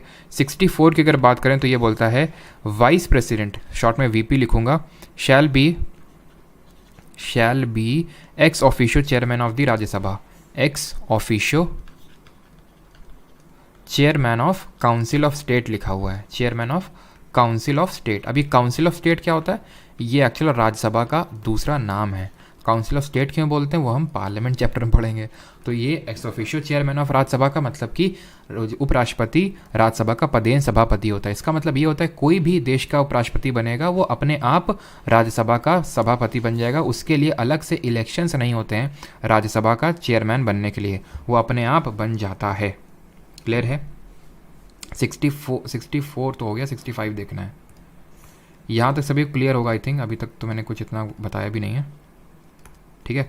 65 क्या बोलता है कि अगर कोई इस तरह से कैजुअलिटी हो जाती है तो वाइस प्रेसिडेंट के फंक्शंस को डिस्चार्ज करेगा, यानी कि vice president to act as president और to discharge his functions during casual vacancies, casual vacancies मतलब फॉर एग्जांपल उनकी हेल्थ सही नहीं है, उनकी बिटिया की शादी है तो फिर उस केस में वाइस प्रेसिडेंट उनका एक तरह से पद धारण करेंगे, किसका?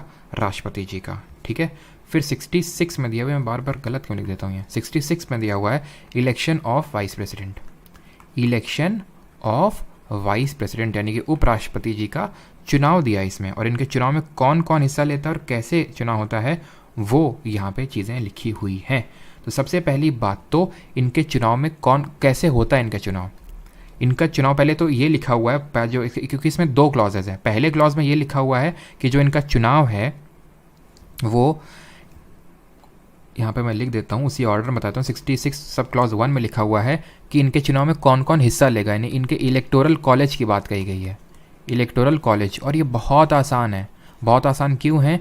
क्योंकि जो राष्ट्रपति को हटाता है वही उपराष्ट्रपति को चुनता है, बात ख़त्म।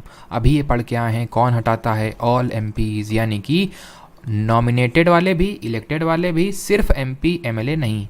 इसको मुझे समझाने की ज़रूरत नहीं है क्योंकि मैं समझा चुका हूँ। और इसका जो दूसरा सब क्लॉज उसमें ये लिखा है मैनर ऑफ इलेक्शन, हमने प्रेसिडेंट के केस में देखा था, उसके लिए अलग अलग आर्टिकल थे। 54 में लिखा था इलेक्टोरल कॉलेज कौन कौन हिस्सा लेता है, 55 में लिखा था मैनर ऑफ इलेक्शन की इनडायरेक्ट होता है, प्रोपोर्शनल रिप्रेजेंटेशन होता है, सिंगल ट्रांसफरेबल वोट होता है, सीक्रेट। बेचारे के साथ यहाँ पे वाइस प्रेसिडेंट के साथ भेदभाव किया गया, हल्के में लिया गया इसको, और हमें भी हल्के में ही लेना है। एक तो इलेक्टोरल कॉलेज भी इसी में है, और इसके सब क्लॉज 2 में लिखा हुआ है इसका मैनर ऑफ इलेक्शन, यानी कि इसको भी हम proportional representation plus single transferable vote से ही चुनते हैं। ये चीज़ आपको ध्यान रखनी है, ठीक। और यहाँ पे भी जो वोटिंग होती है वो सीक्रेट बैलेट से ही होती है। ये चीज़ आपको क्लियर हो जानी चाहिए, ठीक है। ये है आपकी ये सारी चीज़ें 1 में ही हैं, ध्यान रखना ये चीज़ें 1 में ही हैं, क्योंकि 2(1) मुझे जितना याद आ रहा है 2(1) अलग से इसमें लिखा हुआ है। 2 में एक चीज़ और डाल दी है। पहली बात तो 1 के अंदर ही दोनों चीज़ें डाल दी। 2 में इन्होंने ये डाला है कि vice president shall not be a member of either house of parliament. Vice president shall not be a member of, मतलब इसके लिए बहुत ही कम आर्टिकल्स का प्रयोग किया गया है। Vice president shall not be a member of either house of parliament and state legislature. Similar याद करो जो हमारा आर्टिकल 59 में प्रेसिडेंट के लिए कंडीशन ऑफ ऑफिस थी प्रेसिडेंट के लिए, कि वो पार्लियामेंट या स्टेट लेजिस्लेचर किसी हाउस का मेंबर नहीं होना चाहिए, और अगर है तो चुने जाने से पहले ही shall be deemed to have vacated his seat in that house. वो उस सीट से अपनी उस हाउस से अपनी सीट को त्याग दे, ठीक है। ये यहाँ पे लिखा हुआ है। और इसी में ही इसका जो सब क्लॉज 3 है ना, इसमें लिखा है कि इसके एक तरह से एलिजिबिलिटी के बारे में बोल सकते हैं। इसी में इसके लिखी हुई है एलिजिबिलिटी के बारे में। एलिजिबिलिटी क्या है? एक तो सिटीज़न ऑफ इंडिया होना चाहिए, ठीक है, सिटीज़न ऑफ इंडिया है। दूसरा एलिजिबिलिटी क्या है कि एज इसकी मिनिमम 35 ईयर्स होनी चाहिए, 35 ईयर्स। और ही should be a member, he should be a member or he should be qualified to be elected as a member of Rajya Sabha. अब याद करिए प्रेसिडेंट के केस में ये लोकसभा था और इसके केस में राज्यसभा है। ये अंतर है प्रेसिडेंट और वाइस प्रेसिडेंट में, ठीक। और यहाँ पे एक और प्रोविज़न है कि he should not hold any office of profit, ठीक है, should not hold any office of profit, यानी लाभ का पद धारण ना करे। अभी ऑफिस ऑफ प्रॉफिट क्या होता है मैंने आपको बताया था, जिस तरह से कि कहीं से सैलरी ना इसको मिल रही हो कि भाई वाइस प्रेसिडेंट भी और इसको कहीं और से भी सैलरी भी मिल रही, तो ऑफिस ऑफ प्रेसिडेंट मतलब ऑफिस ऑफ प्रॉफिट ना होल्ड किए। और ऑफिस ऑफ प्रॉफिट मैंने आपको बताया था कि president, vice president, governor, minister, ये सब जो ये ऑफिस होते हैं ये ऑफिस ऑफ प्रॉफिट के तहत नहीं आते हैं। These offices are not dealt as office of profit, ठीक। अब यहाँ पे 66 तक देखा था ना, अब देखो 67 में क्या दिया हुआ है। यहाँ तक पहले बताओ सभी को क्लियर है कि नहीं, यहाँ तक किसी को कोई डाउट तो नहीं है। 67 में दिया हुआ है टर्म कितने साल का होना चाहिए, अगेन 5 साल का, जिस तरह हमारे प्रेसिडेंट में होता है, इसी वजह से आसान है। फिर यहीं पे आपका दिया हुआ है इसके सब क्लॉज ए में कि अगर इसको रिज़ाइन करना है तो भाई किसको करेगा, रेजिग्नेशन लेटर देगा प्रेसिडेंट को, प्रेसिडेंट वाइस प्रेसिडेंट को और वाइस प्रेसिडेंट प्रेसिडेंट को दोनों आपस में मिल बांट के अपना मैनेज कर लेते हैं। फिर बी में दिया है इसके रिमूवल के बारे में। देख रहे हो मतलब कितनी भेदभाव हुई है बेचारे के साथ। प्रेसिडेंट के अलग से आर्टिकल 61 लिखा हुआ है और इसके लिए मतलब उसी में सब डाले पड़े हैं रिमूवल का भी। तो इसके रिमूवल के लिए ध्यान रखना, रिमूवल अब यहाँ पे अंतर है। रिमूवल में क्या अंतर है? वहाँ पे हमने देखा था इम्पीचमेंट जब प्रेसिडेंट का होता है, पर उसके इम्पीचमेंट को इम्पीचमेंट मतलब मेरा कुत्ता क्या एक डायलॉग चला था कि तुम्हारा कुत्ता टॉमी मेरा कुत्ता कुत्ता, ऐसा कुछ था ना। उसी तरह मतलब प्रेसिडेंट का ये वाइस प्रेसिडेंट बोलेगा, उसके रिमूवल को इम्पीचमेंट बोल रहा हूँ, मेरे रिमूवल को रिमूवल बोल रहा हूँ। वो इसको उसको इम्पीचमेंट क्यों बोल रहा हूँ? क्योंकि वो देश का सबसे सर्वोच्च पद है, तो हटाएंगे थोड़ी इज्जत दे के हटाएंगे, ठीक है। तो इसलिए वहाँ पे हमने इम्पीचमेंट टर्म का यूज़ किया। यहाँ पे रिमूवल सिंपल टर्म यूज़ करते हैं और इसके रिमूवल में है अंतर। उसके प्रेसिडेंट के केस में अगर बात करें तो लोकसभा राज्यसभा के पास इक्वल पावर्स थी, स्पेशल मेजोरिटी से पास करते थे और रिमूव हो जाते थे भाई साहब। यहाँ पे राज्यसभा के पास ज़्यादा पावर हम बोल सकते हैं। रिमूवल का जो रेजोल्यूशन है वो सिर्फ राज्यसभा में आ सकता है। कहाँ पे? रिमूवल का रेजोल्यूशन ओनली इन राज्यसभा आ सकता है। मैं ये नहीं बोल रहा हूँ लोकसभा में जाता नहीं है, ओनली इन इनिशिएट, ठीक है। Resolution can initiate only in Rajya Sabha, और राज्यसभा में ओरिजिनेट होगा, यानी जिसको हम काउंसिल ऑफ स्टेट बोलते हैं, और इसको पास करना होगा majority of all the then members, majority of all the then members. इसका मतलब क्या होता है? इसका मतलब होता है एक तरह की इफेक्टिव मेजॉरिटी बोलते हैं।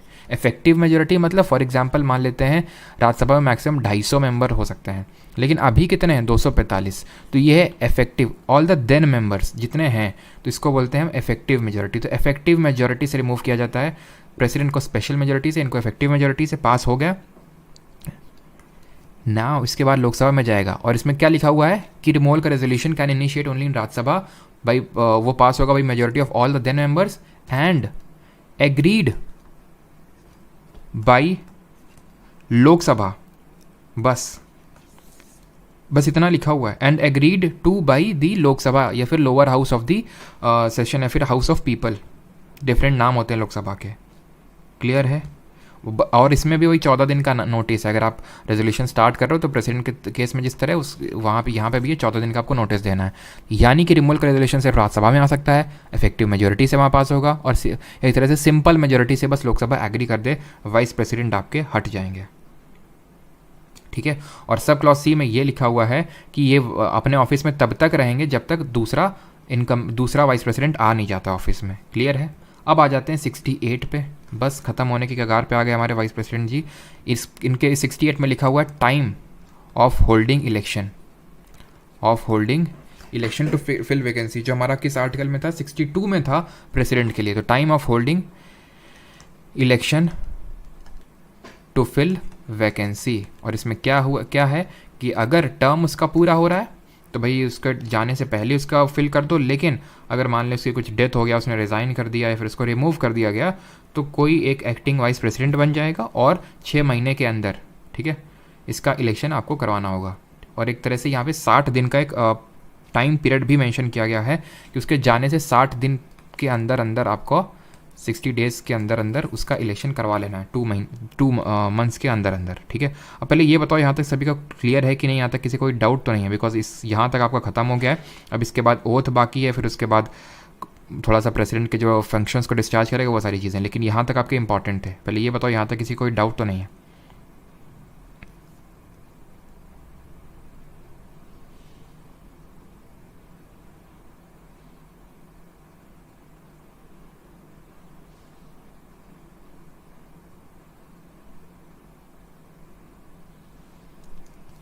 नहीं है।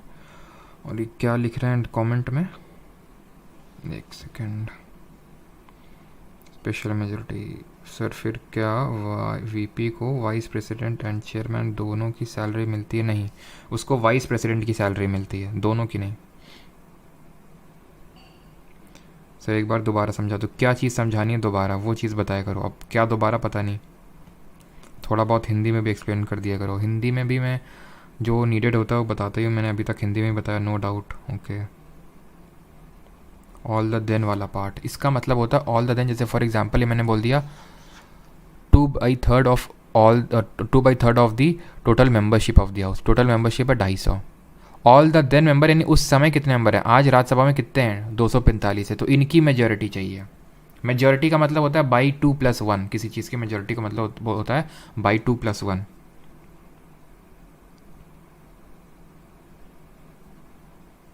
एक्टिंग वीपी कौन बनता है? एक्टिंग वीपी अगर हम बात करें, जैसे वाइस प्रेसिडेंट नहीं है तो सीजीआई हमारे बन जाएंगे, या फिर टीयर 2 से पहले कोर्स कंप्लीट हो जाएगा क्या? टीयर 2 से नहीं हो पाएगा, मैंने आपको पहले ही बोला था कि टीयर 2 से पहले आपका, टीयर 2 की अगर हम बात करूँ तो अक्टूबर मंथ में 15 से लेके, अब एग्जैक्ट डेट तो नहीं आई है टीयर 2 की, लेकिन 15 से लेके 30 अक्टूबर के बीच में, वो कभी भी हो सकता है, लेकिन मैं ये कोशिश करूँगा कि आपका टीयर 2 तक काफ़ी सारी मैक्सिमम चीज़ें ख़त्म हो जाएँ, ताकि आपको जो टीयर 2 वाले स्टूडेंट्स हैं उनको भी बेनिफिट मिल सके, ठीक है।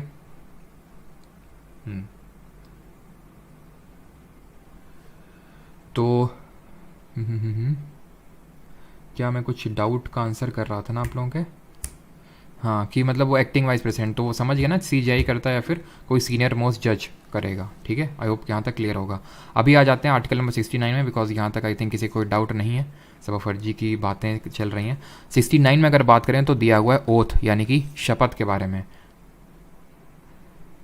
चलो उसको क्लियर कर लेंगे, अगर किसी क्वेश्चन में आपको डाउट है ना तो उसको क्लियर कर लेंगे, लास्ट में मुझे बताना, ठीक है, तो उसको मैं क्लियर करवा दूंगा, ठीक है।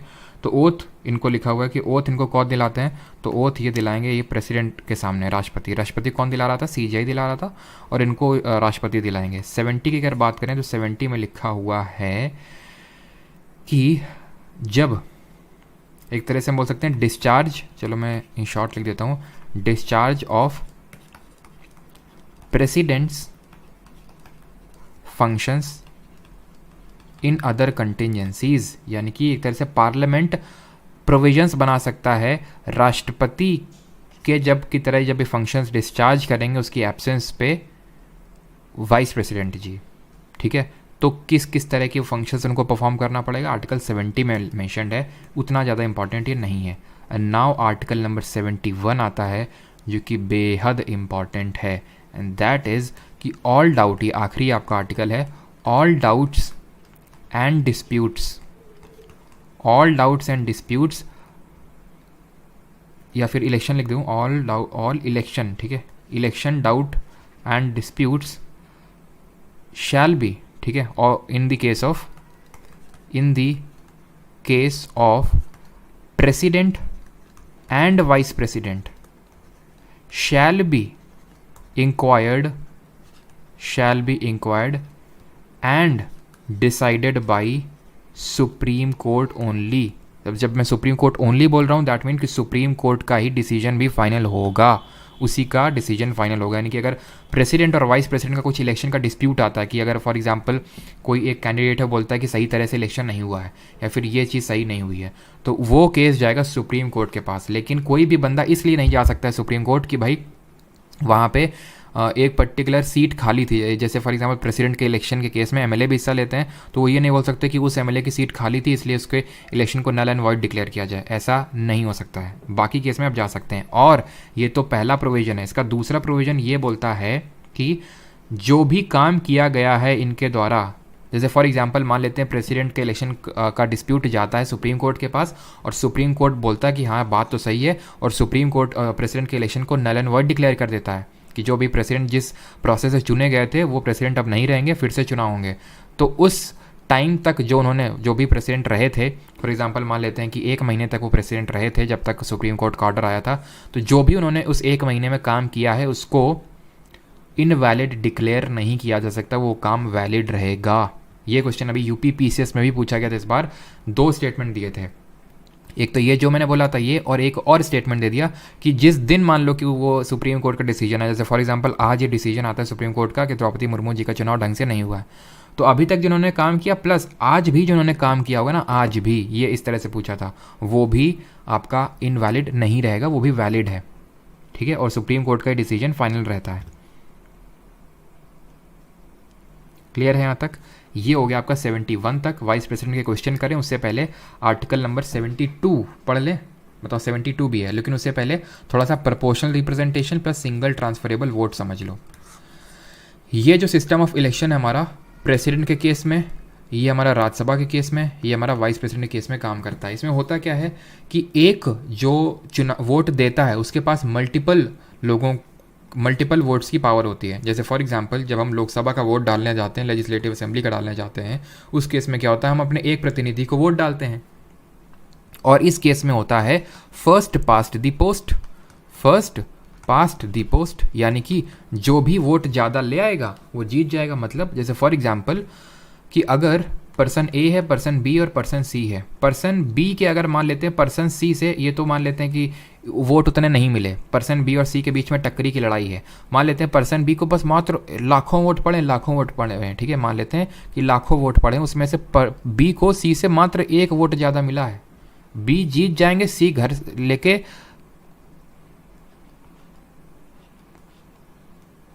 जाएंगे, ठीक।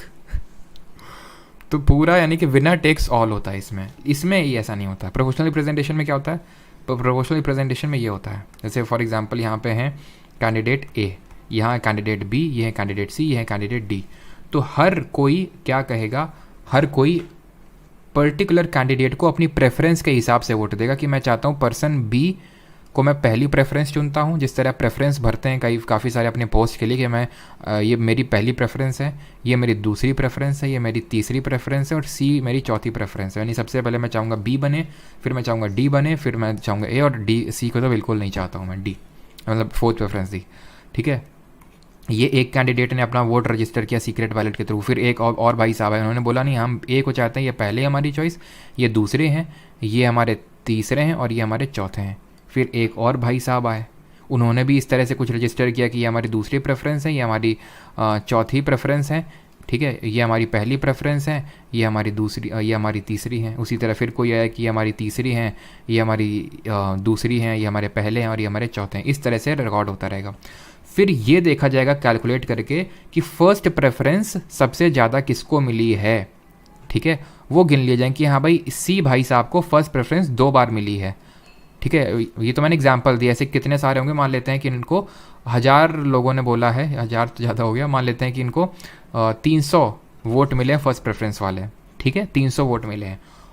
फिर कोटा देखा जाएगा, कोटा भी मैंने बताया था ना प्रेसिडेंट के इलेक्शन का क्या होता है कोटा, टोटल वोट कितने पड़े हैं प्लस कितने कैंडिडेट खड़े हैं, यूजुअली 2 कैंडिडेट होते हैं +1 और यहाँ भी +1।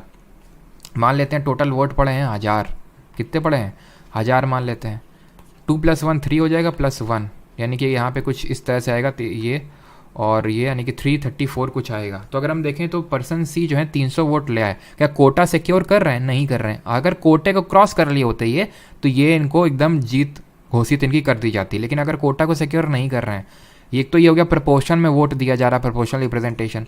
अब यहाँ पे ट्रांसफ़र ऑफ वोट आएगा, सिंगल ट्रांसफरेबल वोट। अब यहाँ पे ये देखा जाएगा कि कोटा तो सिक्योर कर नहीं रहे, तो भाई आप जिताओ किसी ना किसी को। इसके लिए अब ये देखा जाएगा कि सबसे गंदा किसने परफॉर्म किया, यानी कि सबसे मतलब कि चौथी रैंकिंग सबसे ज़्यादा किसको मिली है, तो डी साहब को मिली है। तो डी को बोल दिया देखो भाई तुम्हारे जीतने के चांसेस तो बिल्कुल नहीं है, तो तुम निकल लो और तुम्हारे वोट हैं बाकी लोगों में बट जाएंगे। जैसे कि फॉर एग्जांपल किसी ने बोला था कि भाई हमारी डी सेकंड प्रेफरेंस ये है, ठीक है, और अगर ये ना हो तो थर्ड प्रेफरेंस ये है, तो ये इसको मिल जाएगा, इस तरह से इनका हो जाएगा, ठीक है, यानी कि इनके वोट को ट्रांसफ़र कर दिया जाएगा। तब तक वोट को ट्रांसफ़र किया जाएगा, कर दिया गया। अब इसके बाद अगर किसी को कोटा मिल जाता है, जैसे फॉर एग्जांपल किसी ने 333 को क्रॉस कर लिया, फिर 334 को क्रॉस कर लिया, वो जीत जाएगा। फिर भी अगर कोई नहीं जीतता है तो फिर अब ये देखा जाएगा कि थर्ड गिरा हुआ इंसान कौन है, लास्ट इंसान कौन है, उसके वोट को ट्रांसफ़र किया जाएगा। ये काम तब तक किया जाएगा जब तक कोई कोटा को सिक्योर नहीं कर लेता। इसको बोलते हैं proportional representation plus single transferable vote. ये सिस्टम आपको वहाँ पे एक्सप्लेन करने के लिए नहीं पूछेगा, बस आपको पता होना चाहिए किस तरह से इलेक्शन होता है और कहाँ कहाँ पे इस तरह का इलेक्शन होता है। अब यहाँ पे थोड़ा सा देख लेते हैं आर्टिकल नंबर 72 अनुच्छेद 72, जो बात करता है राष्ट्रपति की क्षमा शक्तियों के बारे में, यानी कि पार्डनिंग पावर ऑफ प्रेसिडेंट, यानी कि राष्ट्रपति की क्षमा शक्तियों की बात करता है। क्षमा शक्तियों की बात करता है कि राष्ट्रपति हमारी क्षमा कर सकते हैं। किस चीज़ को क्षमा कर सकते हैं? अब पार्डनिंग पावर में बहुत सारी चीज़ें आती हैं, जैसे कि इसमें आता है पार्डनिंग आता है, कम्यूट आता है, रेस्पाइट आता है, रेप्रीव आता है। वो सारी चीज़ें आपके लिए इंपॉर्टेंट नहीं है। बस इतना याद रखिए कि अनुच्छेद 72 राष्ट्रपति की क्षमा शक्तियों के बारे में बात करता है कि राष्ट्रपति पार्डन कर सकता है, यहाँ तक कि वो डेथ सेंटेंस को भी पार्डन कर सकता है। आपने सुना होगा कि किसी को अगर फांसी की सज़ा हो जाती है तो राष्ट्रपति के पास एक बार वो ज़रूर गुहार लगाने के लिए जाता है। क्यों? क्योंकि राष्ट्रपति के पास, उसके पास पावर है कि वो किसी की भी डेथ सेंटेंस को पार्डन कर सकता है अगर उसे लगता है कि भाई जुडिशरी से कोई गलती हो गई है। तो इसलिए एक विंडो ओपन रखा गया है। इसी तरह का विंडो हमारा एक गवर्नर के पास भी है। वो आर्टिकल नंबर 161 अनुच्छेद नंबर 161 है, जिसके तहत दिया हुआ है पार्डनिंग पावर ऑफ गवर्नर, यानी राज्यपाल की क्षमा शक्ति। अब अंतर दोनों में आपको पता होना चाहिए क्योंकि अंतर इंपॉर्टेंट है। तो डिफरेंस समझ लीजिए, पार्डनिंग पावर ऑफ जो हमारा प्रेसिडेंट होता है और गवर्नर, उसमें डिफरेंस क्या होता है? तो डिफरेंस दो मैटर में होता है। पहली बात तो पहला जो डिफरेंस है कि गवर्नर कैन नॉट पार्डन डेथ सेंटेंस, यानी कि राष्ट्रपति कभी जो मृत्यु दंड है उसको क्षमा नहीं कर सकता है। कैन नॉट पार्डन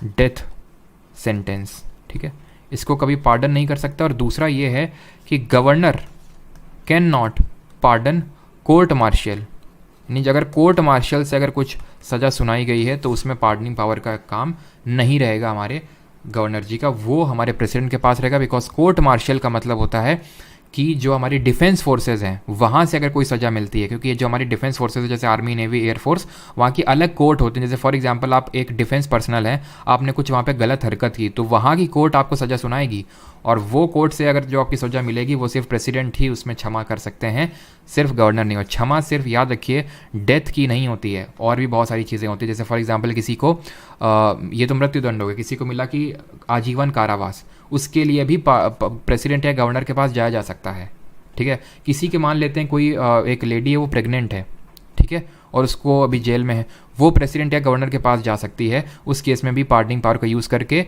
वो क्या कर सकता है हमारा प्रेसिडेंट या गवर्नर, उसको थोड़ा सज़ा को उस समय के लिए कम कर सकता है, ठीक है। या फिर किसी की सज़ा में होल्ड लगा सकता है। ये सारे भी पार्डनिंग पावर के तहत आते हैं, जो कि आपको पढ़ने की जरूरत नहीं है। इस समय CDS अगर मैं पढ़ाता हूँ, क्योंकि यहाँ पे आपके उतना डीप में क्वेश्चन नहीं बनता है। अब करिए यहाँ पे आप क्वेश्चंस। पहला क्वेश्चन आपका ये, the vice president of India is elected for a period of dash years. तो भारत का उपराष्ट्रपति कितने वर्ष की अवधि के लिए चुना जाता है? 6, 5, 2 या 3? बताइए जल्दी से, कितनी अवधि के लिए चुना जाता है? क्लास नोट्स साथ साथ मिल रहा है क्या? हाँ, क्लास नोट्स साथ साथ मिल रहा है आपका। Option number B, sorry not fifth, option number B 5 सही आंसर होगा। A candidate seeking election as vice president is required to make security deposit of. तो अभी मैंने आपको बताया था सिक्योरिटी डिपॉजिट कितना करना पड़ता है, 15,000, चाहे प्रेसिडेंट हो चाहे आपके गवर्नर हो, सॉरी प्रेसिडेंट हो चाहे आपके वाइस प्रेसिडेंट हो। और एक चीज़ और यहाँ पे आपको बताना चाहूँगा कि वाइस प्रेसिडेंट के इलेक्शन में, यहाँ पे जगह है क्या, इलेक्शन में 20 इलेक्टर्स होते हैं और 20 प्रपोजर्स, जो 50-50 होते हैं। प्रेसिडेंट के केस में वो 20-20 होते हैं।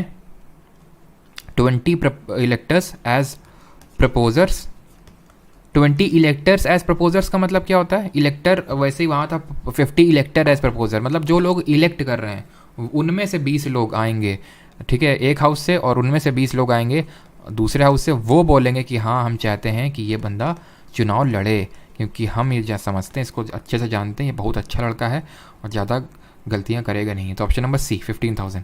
The vice president of India is elected by an electoral college consisting of. तो इसके इलेक्टोरल कॉलेज में कौन कौन आता है, यानी कि इसके निर्वाचक मंडल में कौन कौन चुनता है? तो सिंपल ऑल MPs, ठीक है। ऑल MPs मतलब इलेक्टेड भी होंगे, नॉमिनेटेड भी होंगे, लेकिन लेजिस्लेटिव असेंबली के नहीं होंगे। तो स्टेट असेंबलीज नहीं होंगे, हटा दो इसको। काउंसिल के तो किसी के इलेक्शन में नहीं होते हैं। Member of both the houses of parliament, option number B. Member को बोलते ही आपके इलेक्टेड भी हो गए और नॉमिनेटेड भी हो गए। Resolution for removing the vice president of India can be moved in LS only, RS only, either of the two houses या फिर both the houses of parliament in agreement with the half of the state legislature. हटा दो इसको। तो ये होता है आपका प्रेसिडेंट के केस में, और ये होता है आपका इसके केस में vice president. Resolution for removing can be moved in या फिर can be initiated in, Rajya Sabha में ही इनिशिएट हो सकता है, बाद में वो लोकसभा बस उसको सिंपल मेजोरिटी से एग्री कर लें। 28 the election of next vice president is to be held within dash of the expiry of the term of office of the outgoing president, यानी अगले उपराष्ट्रपति का चुनाव निवर्तमान उपराष्ट्रपति के कार्यकाल की समाप्ति के कितने दिन के भीतर होना चाहिए? तो 60 दिन के भीतर, मैंने आपको बताया था 60 दिन के भीतर भीतर चुनाव हो जाना चाहिए, इससे पहले कि जो हमारा अभी का वाइस प्रेसिडेंट है वो जाए, ठीक है, ताकि वो पद खाली ना रहे। Who among the following was the first vice president of India? बहुत आसान सा क्वेश्चन है। कौन थे हमारे? पहले बताया मैंने आपको, सर्वपल्ली राधाकृष्णन, जो कि लॉन्गेस्ट सर्विंग तो नहीं बोलेंगे, लगातार 2 बार थे। लॉन्गेस्ट सर्विंग अगर पूछ लेना, लॉन्गेस्ट सर्विंग, तो ये हामिद अंसारी थे। ये भी 2 बार ही थे, लेकिन थोड़ा सा कुछ दिन का अंतर है, और उसमें ये हामिद अंसारी जी जीत जाते हैं, ठीक है, हामिद अंसारी। और ये एक ऐसे उपराष्ट्रपति हैं जिन्होंने 3 राष्ट्रपति के कार्यकाल में सर्व किया है, एकमात्र। Who among the following was the third vice president of India? तीसरे कौन थे? तो पहले सर्वपल्ली राधाकृष्णन, दूसरे जाकिर हुसैन और तीसरे वीवी गिरी थे, जो कि बाद में प्रेसिडेंट भी बनते हैं। Who among the following never became the vice president of India? निम्नलिखित में से कौन कभी भी भारत का उपराष्ट्रपति नहीं रहा? कौन थे? गुलजारी लाल नंदा, वीवी गिरी, जाकिर हुसैन या फिर बीडी जट्टी? तो इसमें हमारे वीवी गिरी अभी बताया 3rd नंबर थे, 2nd नंबर के जाकिर हुसैन थे, बीडी जट्टी भी थे, लेकिन गुलजारी लाल नंदा कभी देश के उपराष्ट्रपति नहीं बने। Who held the office of vice president of India for 2 consecutive terms? Radhakrishnan ji, R Venkataraman ji, VV Giri ji या फिर शंकर दयाल शर्मा जी? आंसर होगा, अभी मैंने आपको बताया, सर्वपल्ली राधाकृष्णन, जो 2 बार थे। हामिद अंसारी भी 2 बार, लेकिन लॉन्गेस्ट सर्विंग आंसर पूछेगा तो हामिद अंसारी।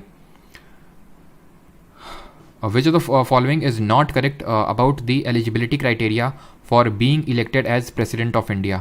इसमें से कौन सा एलिजिबिलिटी क्राइटेरिया नहीं है?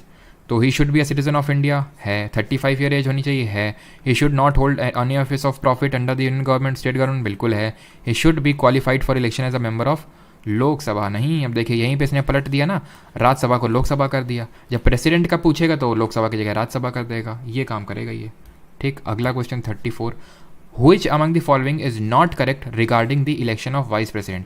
उपराष्ट्रपति के चुनाव के संबंध में निम्नलिखित में से कौन सा सही नहीं है? He or she is qualified for election a member of the House of People?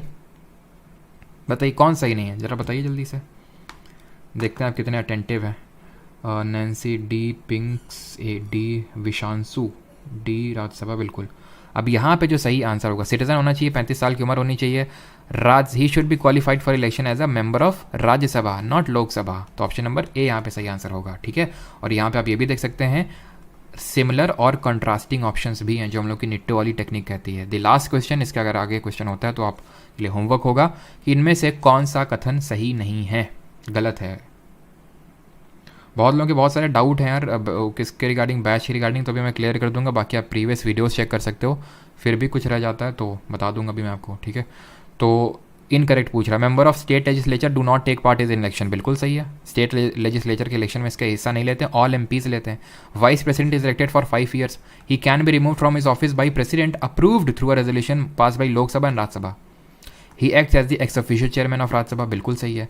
ये वाला आपका गलत हो जाएगा, बिकॉज राज्यसभा में रेजोल्यूशन पास स्टार्ट होगा एग्रीड टू बाई लोकसभा, सिर्फ एग्री करना है लोकसभा को। तो ये तीनों आपके सही हैं, सी यहाँ पे गलत होगा। भले थोड़ा सा सही लग सकता है सी, लेकिन आप देखिए पहला, दूसरा और चौथा पूरी तरह से सही है। सी इसलिए गलत होगा बिकॉज राज्यसभा में वो रेजोल्यूशन स्टार्ट होगा, वहाँ इफेक्टिव मेजोरिटी से पास होगा, agreed it to be by the Lok Sabha with simple majority only. अब यहाँ पे ख़त्म ही हो गया, कुछ बचा ही नहीं है, ठीक है। अब बहुत सारे स्टूडेंट बार बार पूछते रहते हैं, मैं फिर से बता दूँ कि परमार अकेडमी ऐप पे आपकी इसकी रिकॉर्डिंग्स जाती हैं, वहीं पे ही आपको नोट्स भी मिल जाएंगे, वहीं पे ही प्राइवेट टेलीग्राम ग्रुप का भी लिंक मिल जाएगा आपको, जिस पे कि आज हम लोग का एक ऐसे इंटरैक्टिव सेशन टाइप ही होगा थोड़ा सा। और बाकी वेबसाइट से भी एक्सेस कर सकते हैं, ये वेबसाइट है, ठीक। और वैलिडिटी पूछते रहते हैं स्टूडेंट, 1 ईयर जब भी आप लेते हैं, ठीक। और फिर भी अगर कुछ डाउट होता है तो एक नंबर मैंने दिया था जो कि मेरा नंबर नहीं है, उसमें अगर डाउट कुछ अलग हो, कुछ नया हो जो आपको बिल्कुल ही क्लियर नहीं है, तभी भेजिएगा, बिकॉज रिप्लाई तुरंत नहीं आपको आएगा, ठीक है, बिकॉज वो मेरा नंबर नहीं है, ठीक। यहाँ पे मैं नंबर लिख देता हूँ वैसे तो, द नंबर इज़ 6307286428, ठीक है। चलिए मिलते हैं कल, प्राइम मिनिस्टर और काउंसिल ऑफ मिनिस्टर कल के लेक्चर में हम लोग देखने वाले हैं, ठीक है। चलिए कैसा लगा आज का लेक्चर जल्दी से बताइए। Thank you Nehal sir. Veto power, pocket veto, ये सब सर पार्लियामेंट में पढ़ेंगे। आर्टिकल नंबर 111 वीटो पावर की बात करता है और 123 ऑर्डिनेंस की बात करता है। उसमें देखेंगे, बिकॉज वीटो तभी पढ़ाने में मजा आएगा जब मैं बिल कैसे पास होता है तब पढ़ाऊँगा। तभी तो कि लोकसभा से पास हो गया, राज्यसभा से पास हो गया, अब प्रेसिडेंट के पास क्या पावर है, तभी मजा आएगा ना वीटो पावर पढ़ने में। रितिका भारद्वाज, 11 क्वेश्चन नंबर में क्या दिक्कत है? 11 में क्या दिक्कत है? एक second. Who is the head of the state and is the highest formal authority of India? क्या इसमें गलत है? क्या गलत है रितिका जी? राज्य का प्रमुख, और स्टेट का मतलब वो समझ रहे होंगे यूपी एमपी। स्टेट का मतलब यहाँ पे एक तरह से पूरे कंट्री, और फिर यहाँ पे लिखा भी हुआ है highest formal authority of India. इसमें क्या डाउट है आपको? प्रेसिडेंट में 2/3 सौगात गर्व इफेक्टिव का मतलब होता है अभी प्रेजेंट टाइम में कितनी मेंबरशिप है। जैसे कि अगर हम बात करें लोकसभा में 543 है उसका मेजोरिटी, ठीक है, 550 का नहीं। उसी तरह जब स्पेशल बात करूंगा तो राज्यसभा में 250 होगा स्पेशल, और लोकसभा में 550 होगा, लेकिन जब इफेक्टिव बात करूंगा तो राज्यसभा में 245 होगा वो, ठीक है। रिटायर्ड प्रेसिडेंट को क्या लाभ मिलता है? क्यों जानना है भाई रिटायर्ड प्रेसिडेंट को क्या लाभ मिलता है? पूछा जाता है क्या है रिटायर्ड प्रेसिडेंट को क्या लाभ मिलता है? अरे मिलने तो जो मिलता है भाई, गाड़ी वाड़ी जो मिलती है, ये थोड़ी ना कोई पूछेगा आपसे।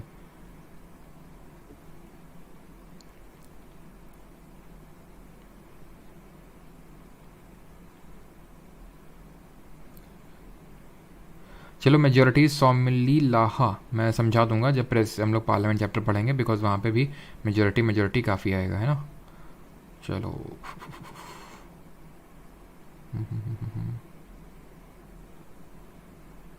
चलिए भाई, थैंक यू सभी को, बाकी मिलते हैं कल, ठीक है। बाकी आपका पीपीटी तो भी तुरंत अपलोड हो जाएगा।